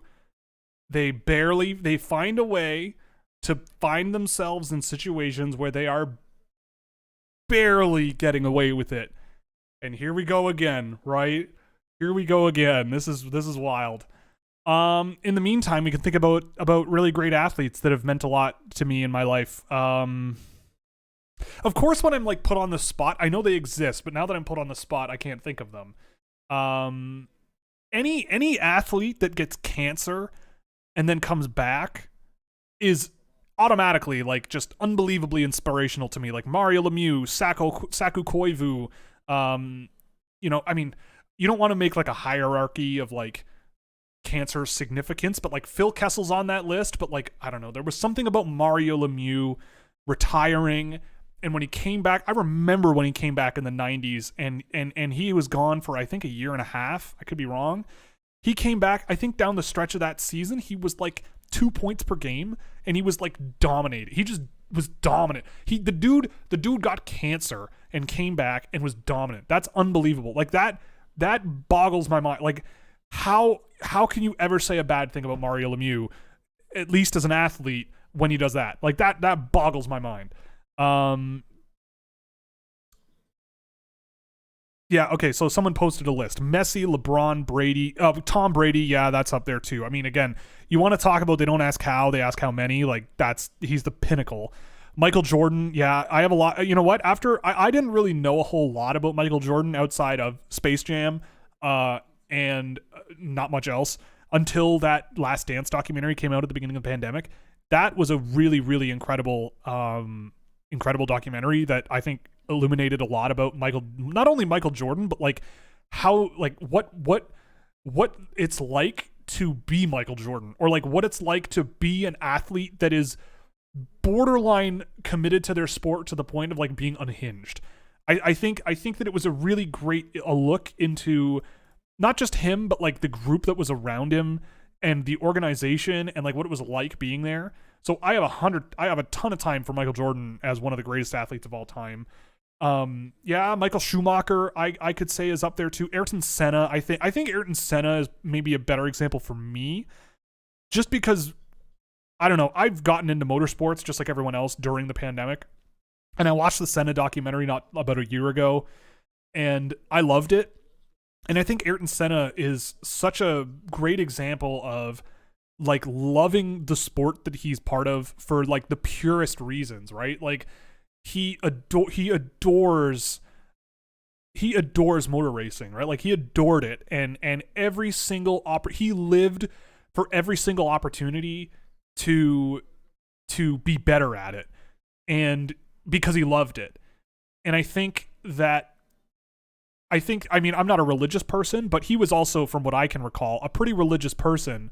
And like, you know, he it seemed as though he was legitimately a person who believed they were on a mission from God to just like be the best at a thing. It's like God, like, and again, not a religious person, but I can totally understand the logic of God gave me this spark in my head, right?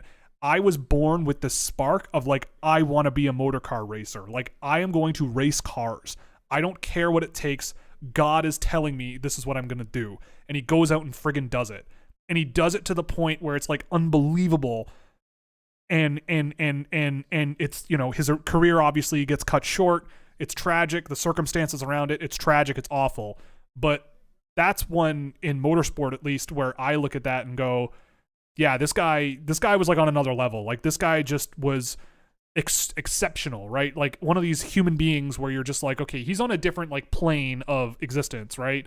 You know, I think it's like how Connor McDavid on the ice, when he's on the ice in the NHL, it's like a different plane of existence. Like, he does stuff that most other guys just wish they could do. And I think Ayrton Senna like lived that. Like, he wanted to do what no one else could do, and because he loved what he did so much. So that's another great one. Who else is on your list here? Nadal. Yeah, Nadal has the numbers behind him for sure. Now, you know what? I'm gonna do this because I have no shame. Greatest athletes of all time. There's a cricket player as well that I think was like a cheat code.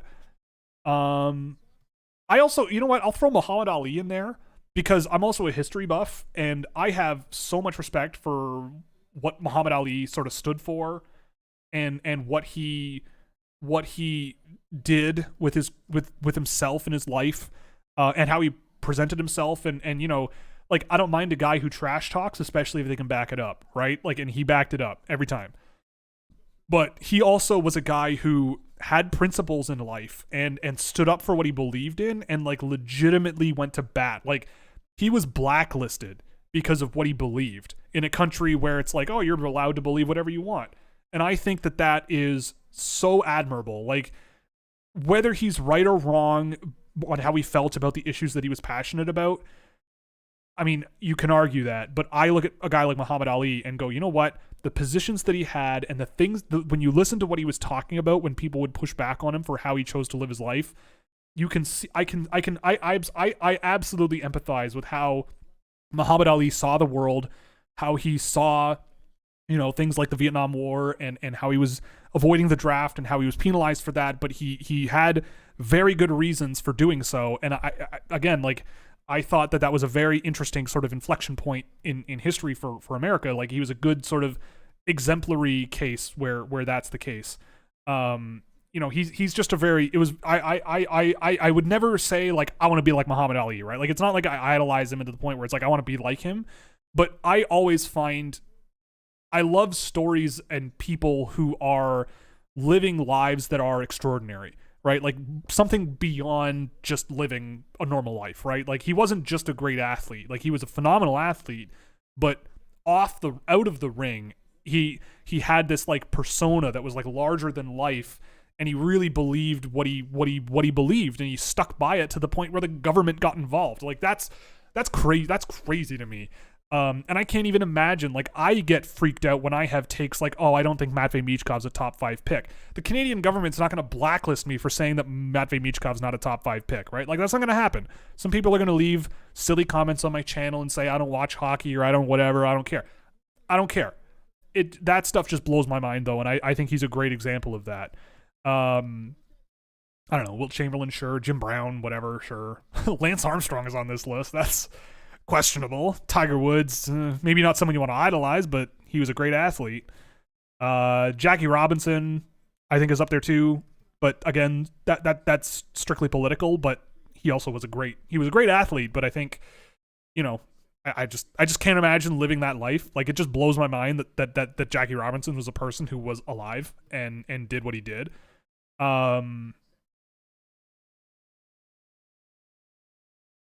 Barry Bonds, Ty Cobb. Yeah. Again, a lot of people you don't want to model yourself after as a person, but yeah, great athletes. Deion Sanders, any multi-sport athlete for sure. Yeah, definitely up there. Yeah, Ty Cobb is on this list. I thought that was really funny.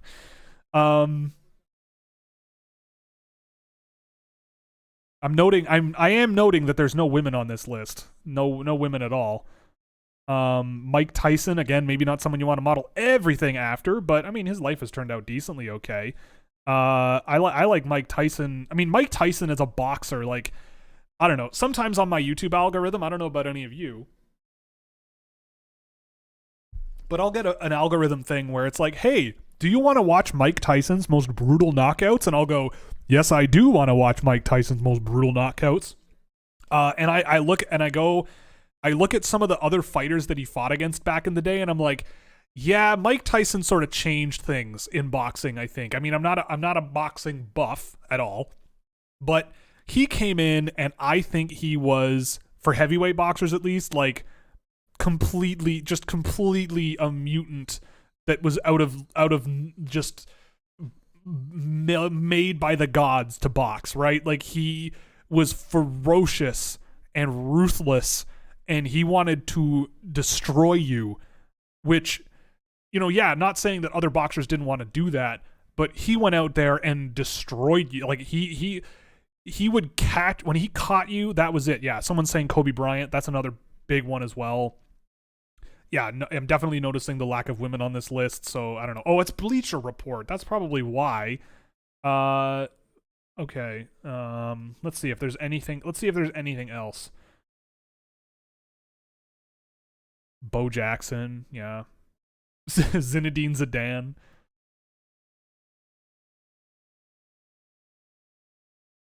Okay, so this is more about just like athletic ability, I guess. Jesse Owens is a big one. I think Jesse Owens is a big one. Jesse Owens, like, again, 1936 Olympic Games in Berlin. Jesse Owens goes out there and wins 4 gold medals in front of a guy who is literally like, you should not exist. That is the most insane, badass thing I have heard in a long time. Jesse Owens is unbelievably inspirational to me, just because, again, it's like what is he even like? That's a man that lived, right? Like, Jesse Owens did what he did, right? Like, that's an unbelievable, like, just the life situation is just completely bananas to me and otherworldly. Like, I just cannot even begin to comprehend what that must have been like to win multiple gold medals at an event where the guy who ran the show, where you were racing and everything, was like, yeah, no, you don't have a right to be alive, basically. Like, I am so superior to you that, like, I'm getting rid of you. And he went out there and was like, yeah, how about this? And he won 4 gold medals. Like, that's bananas to me, and that's incredible. Like, again, I'm a sucker for inspirational stories that go beyond just being really good at the sport, right? Like, where you overcome adversity and, like, psychological adversity, like that setting that aside and being able to win gold medals just, like, boggles my mind. Oh, and here's Alexander Karelin. Oh yeah, I know about this guy. Again, I'm not a wrestling guy. I don't know much about this. But yeah, undefeated for 13 years. Not bad. That's pretty good.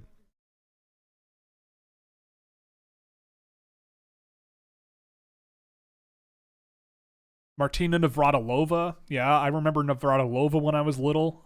She was a big deal. Oh, Michael Vick. Like, again, if you separate personal and professional, Michael Vick, I remember when he was young and playing in the NFL, one of the most electrifying athletes in the world when he was there. Like, just he was like he was like transported from Star Trek universe back to modern day. Like, just a completely different mutant style of football player that, like, was unbelievable. And I remember watching him with the Falcons and being like, that's how quarterbacks can play? Like, that, I don't know much about football, but, like, that seems a little strange to me, but it's awesome. And here he goes, right? Like, just such a strange story, but, like, such a strange change to the game that he sort of imposed on them. Nadia Comaneci, like, that's a decent one too. Michael Johnson. Isn't Michael Johnson the guy who got nailed for steroids in '88? Mia Hamm. Yeah, Mia Hamm is an underrated pick, I think. I think just because of the importance that Mia Hamm had for women's soccer just in general. Like when I was a kid, she was the only star in women's soccer, really, right? Like now, we've got a few. Wambach, Mia Hamm, Hope Solo for a while was a pretty marketable name. Like Mia Hamm, though, is up there. Oh, Simone Biles is another great example. The American gymnasts from for over the last few Olympics, like American women's gymnasts have been unbelievable.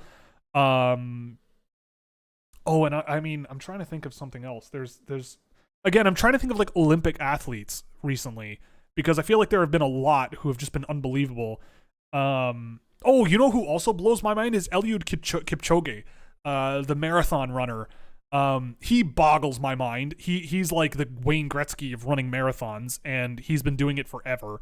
And that's a great example of a guy who I think just like is just a beast at what he does. Tony Hawk, yeah. Oh, Don Bradman, that's the one I was thinking of, the cricket player Don Bradman. Batting average of 99.94. Not that I know exactly what that means. Lionel Messi at 48. Sorry to break it to you, but the athletic build knows what they're doing, I think. Haile Gebrselassie, yeah, that's another good example. Oh, the guy from Norway, Karsten Tolberg. Oh my God, the guy who set all the records at the Olympics this year or last year. Karsten Warholm, is that his name? Yeah, Karsten Warholm. That guy boggles my mind. I mean, he's still racing, doing his thing. But what was he set like the 400 world record like 3 times in 2 weeks, and like at the Olympics it like he destroyed it. Yeah, he broke his old record at the 2020 Olympics by almost like by 3/4 of a second. That's friggin' that's insane. That's just hilarious. That's just wild.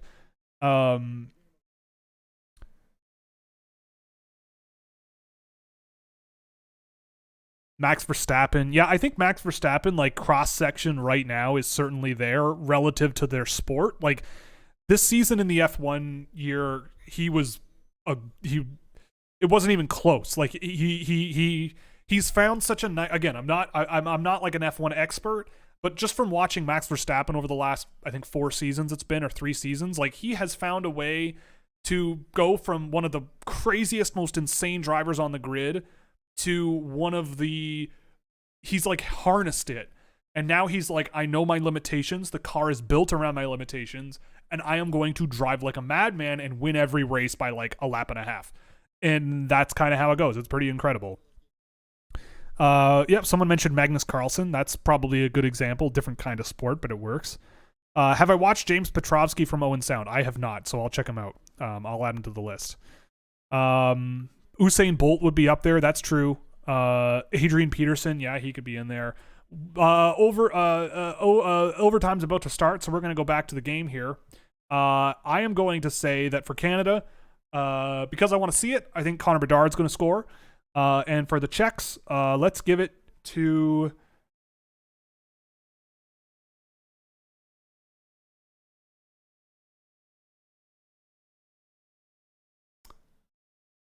Yeah, we'll go with Matthias Shapovalov. We'll say Shapovalov and Bedard. That'll be it.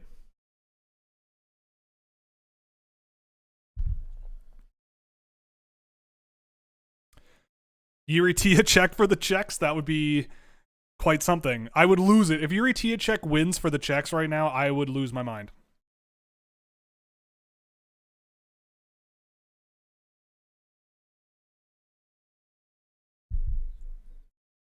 I wouldn't be able to handle it. I wouldn't be able to handle it at all, Alex. I wouldn't handle it at all. I wouldn't handle it well. I'll say that.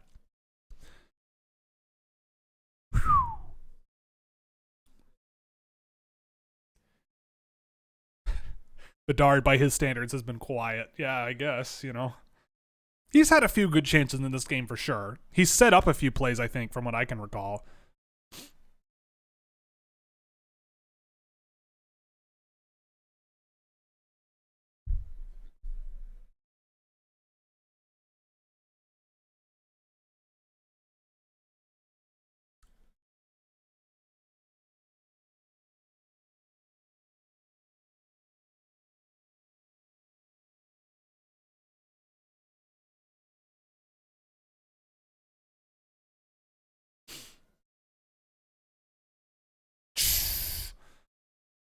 there's a bit of that Connor Bedard being allowed to do whatever he wants there. But it's cool. It works.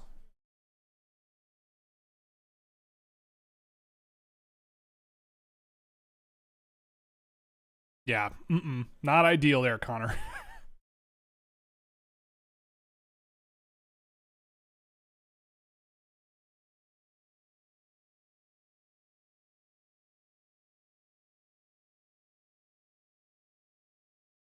Yes. Someone just mentioned that the Rangers didn't draft Adam Fox. They got him in a trade. That is true. I forgot about that.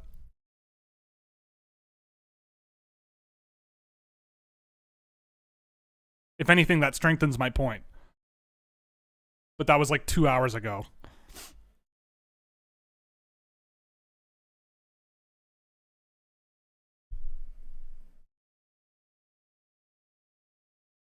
Oh boy.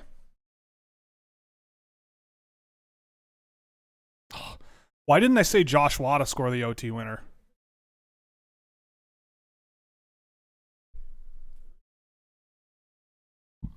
I don't fault Adam Fox at all. If anything, more people should do that. Pick where you want to play. If you have the opportunity to pick where you want to play, pick where you want to play. That's how I want the world to work. Don't force 18-year-olds to play just where a bunch of old dudes say you should play. Pick where you want to play. Let teams sell you on their program and follow through. Hold them to account. DJ D-Stu, what's going on, bud? We're boys. We go back. I'm not stressed. I'm good. Time for a refill, though. Gotta reach into my bag of tricks. Yeah, that ain't icing. Come on.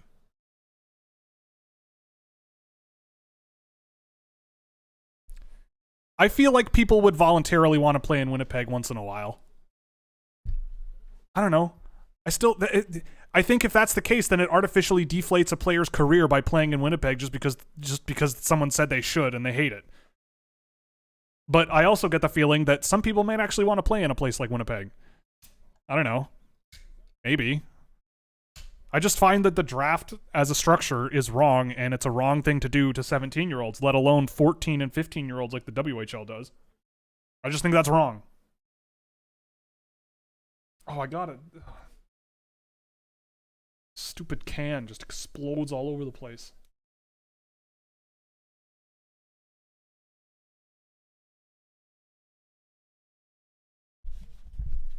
I'm gonna need to put all my keyboard keycaps through the dishwasher. Ooh. Like, I don't know, with the draft... Oh.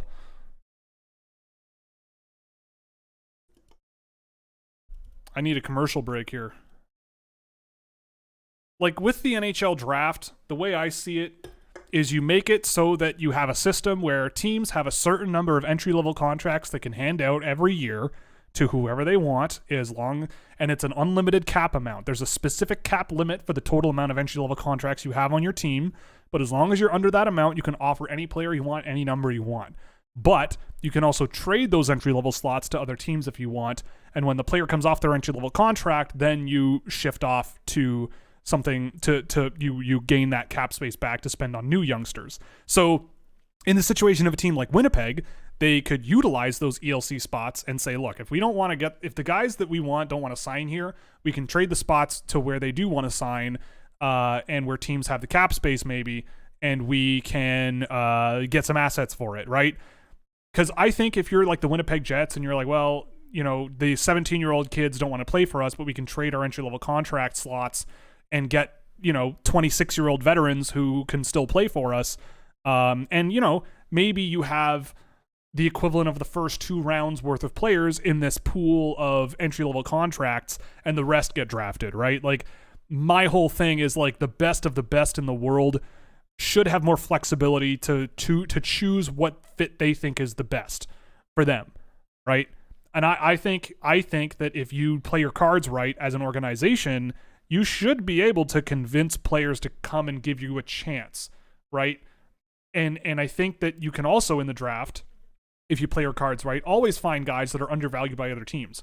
And I think there is something socially advantageous to indicating to a teenager that, like, yes, we really believe in you a lot more than everyone else, and we really want to do what we think is best for your career. Like, that's what I'm more interested in.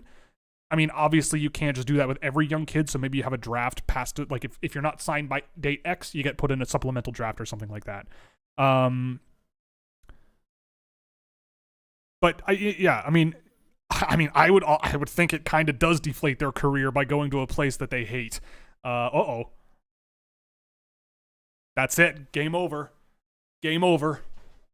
Canada, Canada, Canada. Let's go, baby. Well, look, I am one person sitting in my basement postulating about how to upend the entire NHL draft system. I'm not a players union. I am not the NHL. I can't tell you how the system would work perfectly. I'm just saying the draft as a structure is bad and wrong and does dumb things to 17-year-old kids that they shouldn't have to deal with. Like, it just is silly. Like, that's all I'm saying. And the system, I don't know. I haven't been paid $1 million a year to figure out how to run a new system that replaces it. But in any case, go Canada, go. They won. They won the thing. That was a much tighter game than anticipated, as is tradition. But Canada has a flair for the dramatic. And here we go. Mikhail Holm, have I moved up Joshua? No, I have not, and I will not. But that was a nice pass there to Dylan Guenther. But again, Joshua, find space, get open. I'll get you the puck, and for him to shovel the puck back across the crease. Great, good move. That's a good move. Good for him.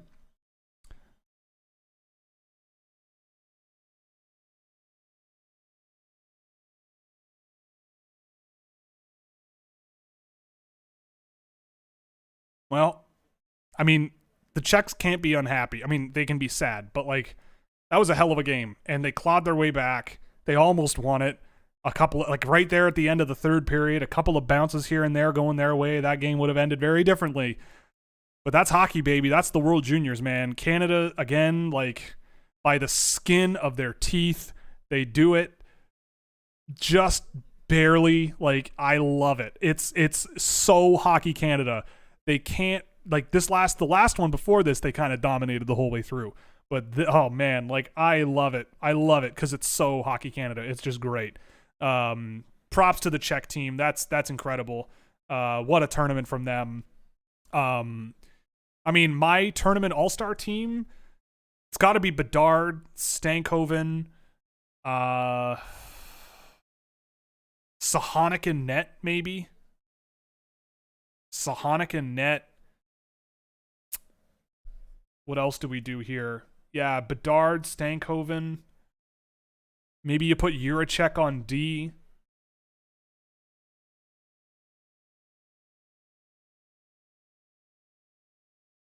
What else do we have here? Logan Cooley should be on there. So Bedard, Stankoven, Cooley, I think go up front. On D, I mean, part of me wants to put Luke Hughes back there, but I don't know if he deserves it. Juracek, maybe Nemec or Zellweger. Probably Nemec.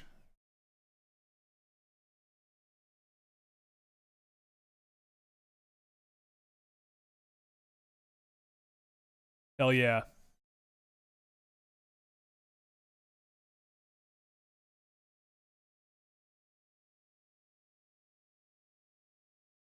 Yeah, Sahonic has to be the goalie. I mean, Thomas Milic played really well too. I think you could give it to any number of goaltenders. Like, I mean, I was pretty surprised that they pulled Trey Augustine for the third period of today's bronze medal game, but who cares? They won. These hats are so lame. Come on, they just won the gold medal at the World Juniors. You got to give them some fun hats here. Come on, you can't just put the logo on a Nike basic hat. Come on. Yeah, Svozil I think could be on there. Svozil and Juracek I think could be a perfectly reasonable selection for the D there. Yeah, I think that's a decent choice. Svozil, Juracek with Sahonic in net and Bedard, Stankoven, Cooley up front. I think that's the one. That's wild.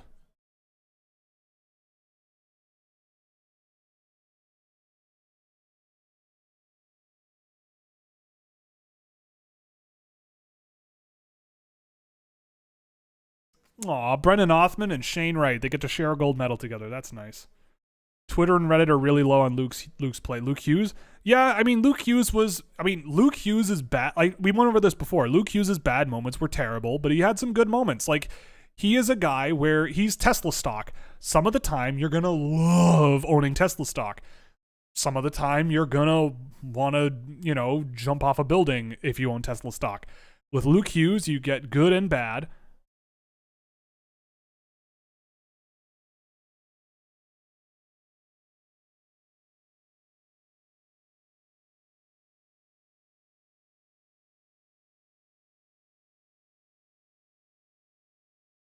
But, yeah, I was going to say,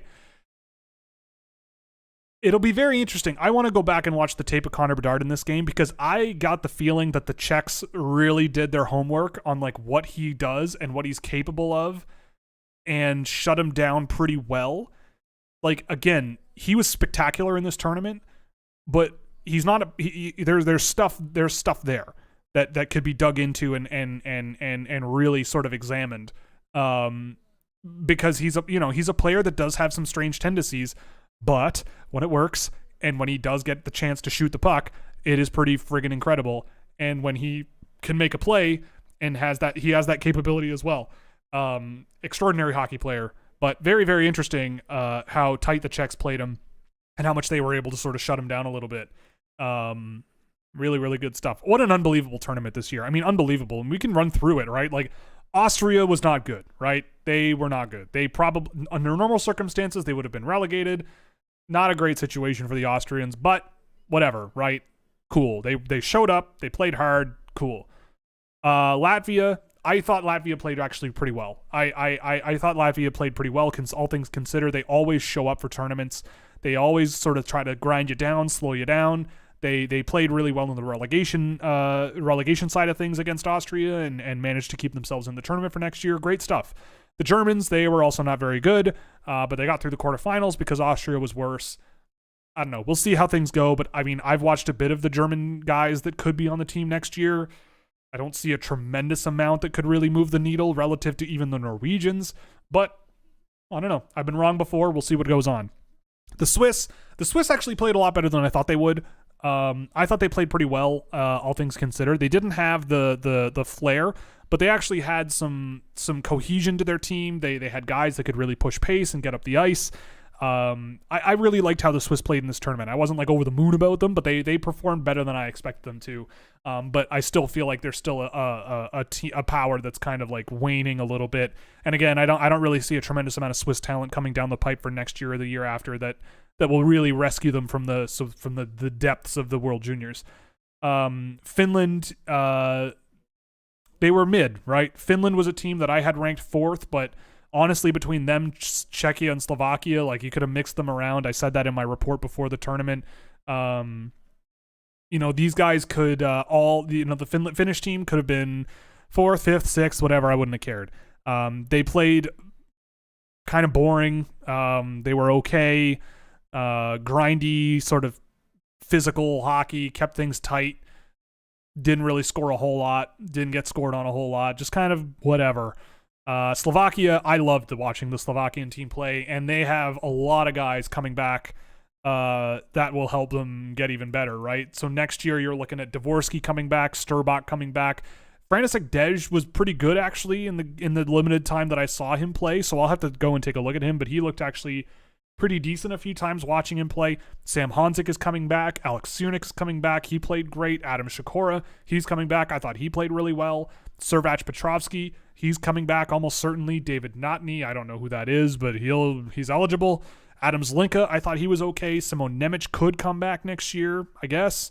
I don't think Mishar can come back, but they're going to have a pretty good group of guys returning. Like, that is 10 guys that can come back. Sweden has 11. Like, that could be a lot of fun to watch. What else do we have here? Sweden, again, I thought they underperformed. I really thought they would have a lot more offensive pop and speed and pace than they did, but they didn't. They really didn't. And, it took until the bronze medal game for them to find an offensive streak to them, but that's okay. They played okay. They had really great goaltending from Carl Lindbaum. Just, again, hoped for a little bit more out of them, but an 8-7 bronze medal game is not a bad consolation prize. The States, I thought the States played really well. You know, in that semifinal against Canada, I thought it was a close 6-2 game. I thought they had a lot of really, really good chances. Thomas Milic played extremely well in that semifinal. The States had a really dangerous offensive team. They can shoot. They had guys who could shoot. They had guys who can skate. Their defense was a bit of a weak point, maybe. I thought Trey Augustine stepped up really, really well.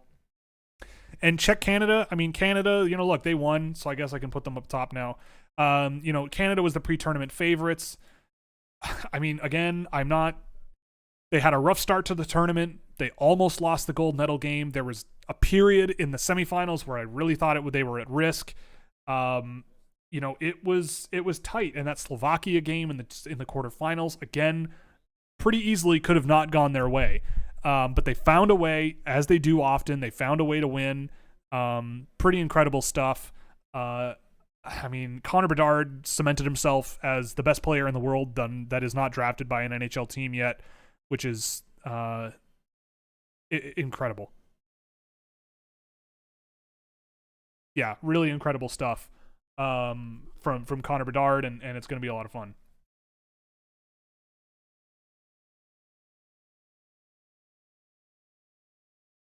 What the fuck? Weird.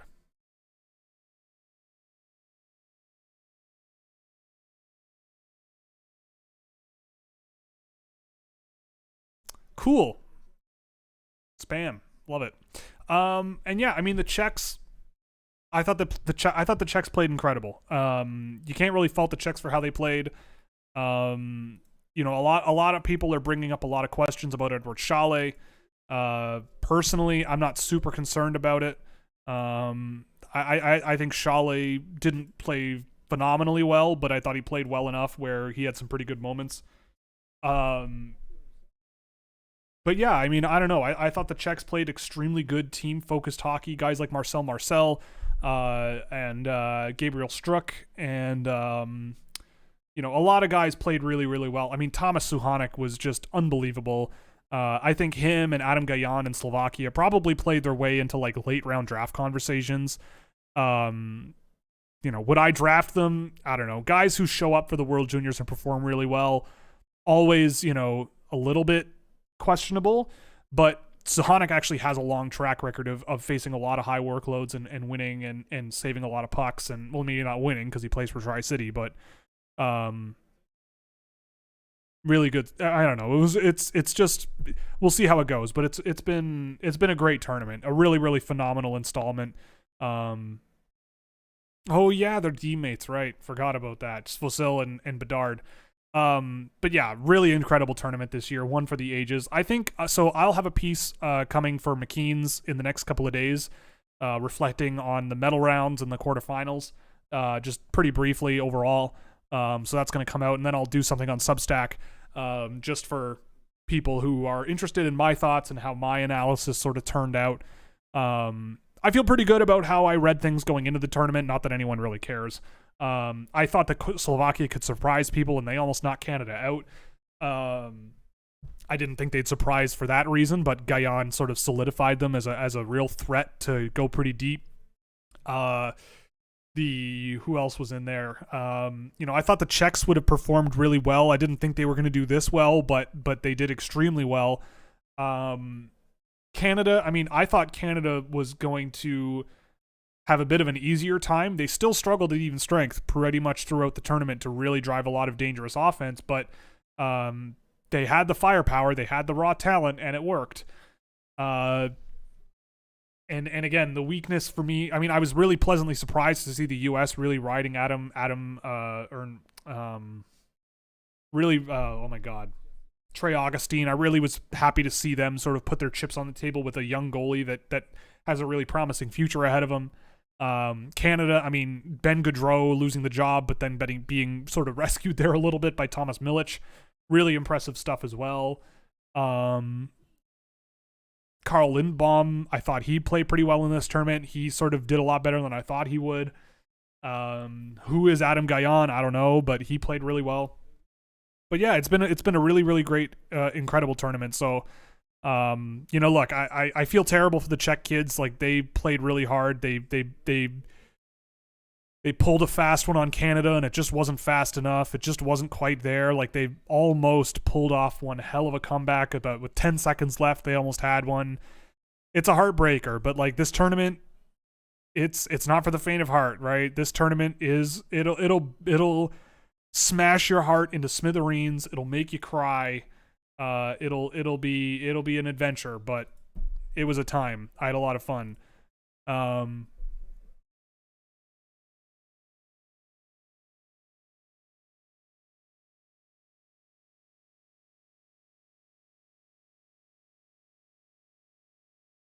Yeah, like Adam Fantilli was great in this tournament. I absolutely going to be in my top 2. There's no doubt about it.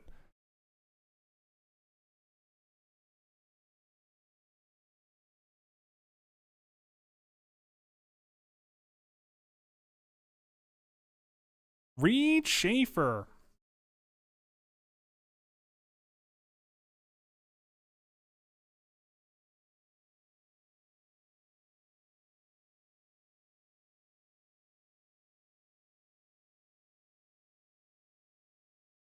Daddy Gunther, yep. My new god.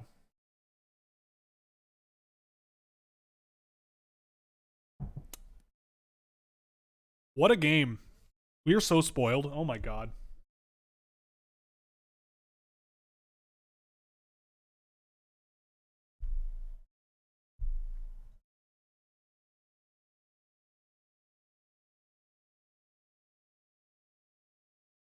Is it a requirement that you have to be bald to coach for the Canadian hockey team? Because if so, I should shave my head. I come from a family with great hair genes, so that maybe that's why I'll never work in hockey. I have too much hair, and my grandparents both passed away in their 90s with lots of hair on their head.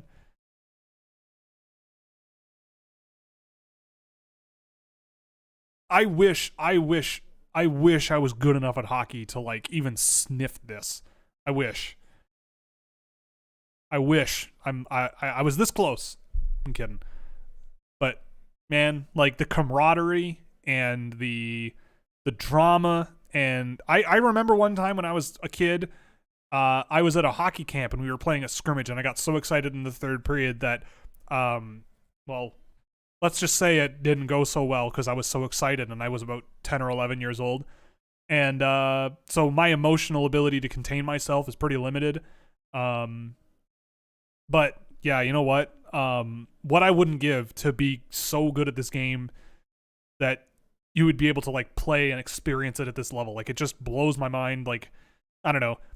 It makes me reflect, right? Like, I spend a lot of time watching these guys, critiquing them, doing analysis, really studying them, coming to conclusions that might fly in the face of what other people expect, and coming to conclusions that, might be so against the grain that may be wrong, but so against the grain that it sounds insulting. But the amount of like respect that I have for these people, and like the families, and like how much they sacrifice to do this stuff, and like the amount of work that it takes. Like, I will never ever critique a player at this level's willingness to play the game and love the game. And it's why I hate the word lazy when I talk about players, and why I hate being so nebulous and basic about it, and really want to dig into the nitty-gritty about the details of what a player does that's so beneficial, and what they have as a strength, and what they have as an area where they could improve, and really sort of studying that and seeing where the game is going. Like, it just blows my mind. And so as an evaluator, like, the way you communicate what you're thinking is so pivotal. And I see these guys out there like playing their heart out. They're so happy. They're killing it. And I'm really, really happy about it. So it just, I don't know, it just makes me think about like all the, the times where it's like, yeah, you know what? I am a sideline guy. I watch these guys a lot. I build my own thoughts, and it's very important to talk about it the right way, because these are also kids, right? Like, if Canada lost this game, would I go on Instagram or whatever and call them chokers? Absolutely not. But are there people who would? Probably. And that's unfortunate. But when I don't know, I just I don't know. Every single participant in this tournament, whether you're Austrian or Canadian or whatever, it's such an amazing accomplishment.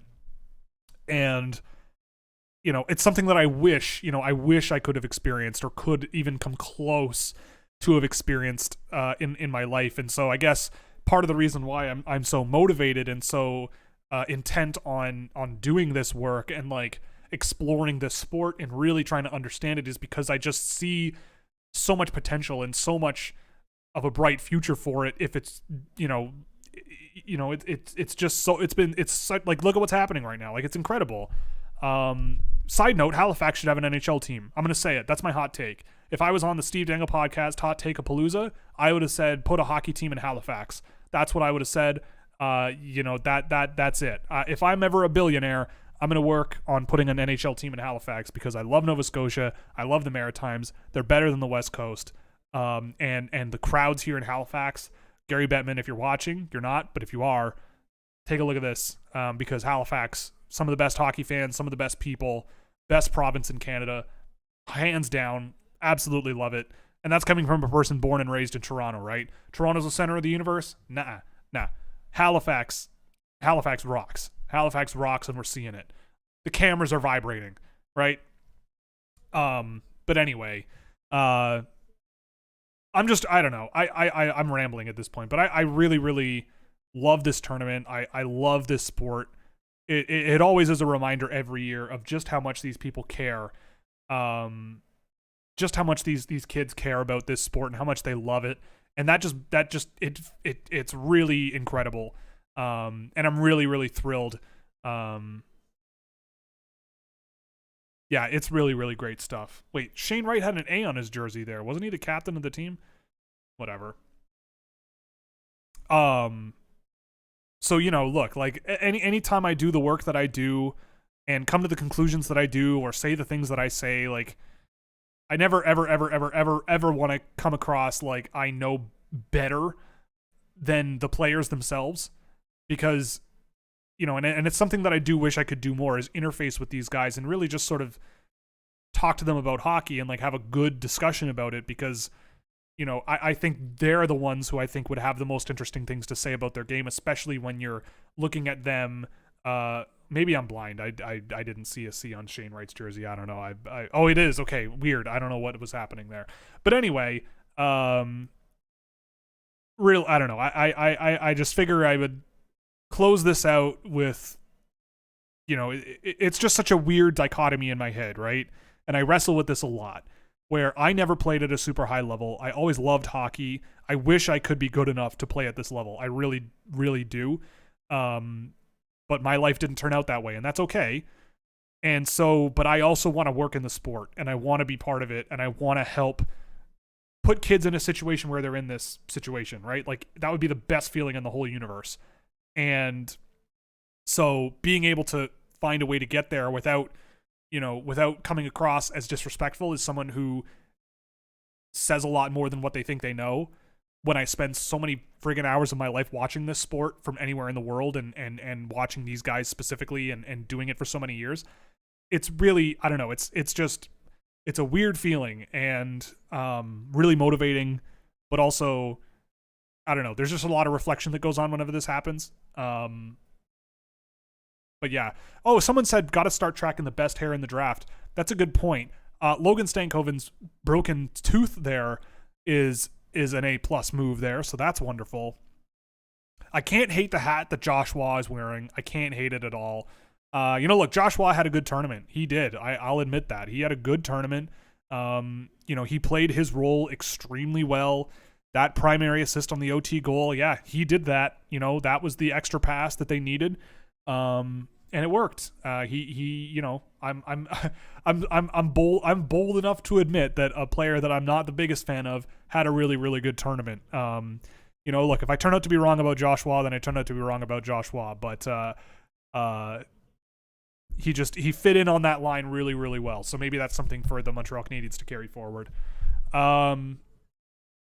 But yeah, this has been a really, really incredible tournament. I can't look at. I mean, I would say like Sweden and Finland are teams that I think I expected a little more out of, but just the amount that I saw out of Slovakia and Czechia and Latvia, even Switzerland, just unbelievable stuff. And I think that everybody, it's just such a cultural cornerstone, such a great tournament, and I don't know, it's just it never gets old, right? I've been watching this tournament since I was 7 or 8.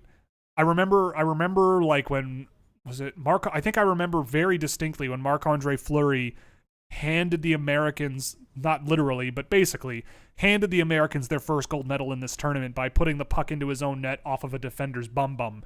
That was, I remember crying in front of the TV, sobbing uncontrollably at that when it happened, and praying to whoever is up there that didn't actually just happen, but it did. But that's the World Juniors, right? Like that's how it works, and it's just unbelievable. So I hope it keeps its luster. I'm gonna sign off. This has been really amazing, really, really fun. I hope we'll do this again next year when the World Juniors come around. Maybe we'll do this at the under 18s as well. I'll close by also urging people to keep up with and watch as much of the women's under 18 as you possibly can. It is a much more even tournament than it used to be. It's a great tournament. It's basically the closest thing we have to an equivalent for women's hockey. They deserve the attention. It's also it's actually kind of funny to me that oh my goodness. I think her name is Adele Sapovalova. She is Matthias Sapovalov's sister, or Matthias Sapovalov is Adele Sapovalov's brother. She is a 16-year-old playing for the Czech women's team. The Czech women's team is a ton of fun to watch. I would recommend them, and she is a focal point. She's 16 years old and playing, I think, her third under 18s, and she is quite a hockey player. It's going to be a lot of fun, and I'll be tuning in as much as I possibly can. And it's really, really worth watching. And you also get to see the Japanese women's team play, and Japan has real good hockey vibes when they play, both men and women. So highly recommend watching them play. This could be a fun one too, as well. So with that said, thank you so much. This was a lot of fun. I've been on camera for almost 4 straight hours. I am very, very tired in the throat from speaking. If you're ever in Toronto, highly recommend checking out Bandit Brewery. They're not paying me to say that, unfortunately. Also, thank you very much to Fanatics and McKean's Hockey and Blue Line Hockey IQ program from Marcus Gustafson for sponsoring the show. You can scan the QR code above my head to get all of the gear that you want from Fanatics, and I'll get a small kickback on what you spend. So thank you very much. This was a lot of fun. Go Canada, go. I'm very thrilled that my jersey with 16 on it and Scouch on the back has been worn by Connor Bedard. I think that's a sign. I am certainly not going to think too much about that and take it to heart too much. But thank you very much, everybody, for joining me. This was a lot of fun. We'll have to do it again sometime. The under 18s are not too far away, so maybe we'll follow it up with one of those. Thank you very much. Have a wonderful evening. If you can, get that bivalent COVID-19 vaccine. Might be a good idea. I'm scheduled for the end of January because I had to wait because I actually got COVID. But stay safe, stay healthy. Don't drink and drive. Be 19 or over if you want to drink in Canada. 21 or over if you're American. I don't condone the use of alcohol, considering I was consuming alcohol during this stream. And we'll see you around. Thank you very much. I don't know what else to say. This is me excited, by the way. I don't show emotion very often, but this is me excited. So go Canada, go. Connor Bedard and I share a number right now, so that feels pretty good. We'll see you around. Thank you. We'll be back next week. Have a great week. You're all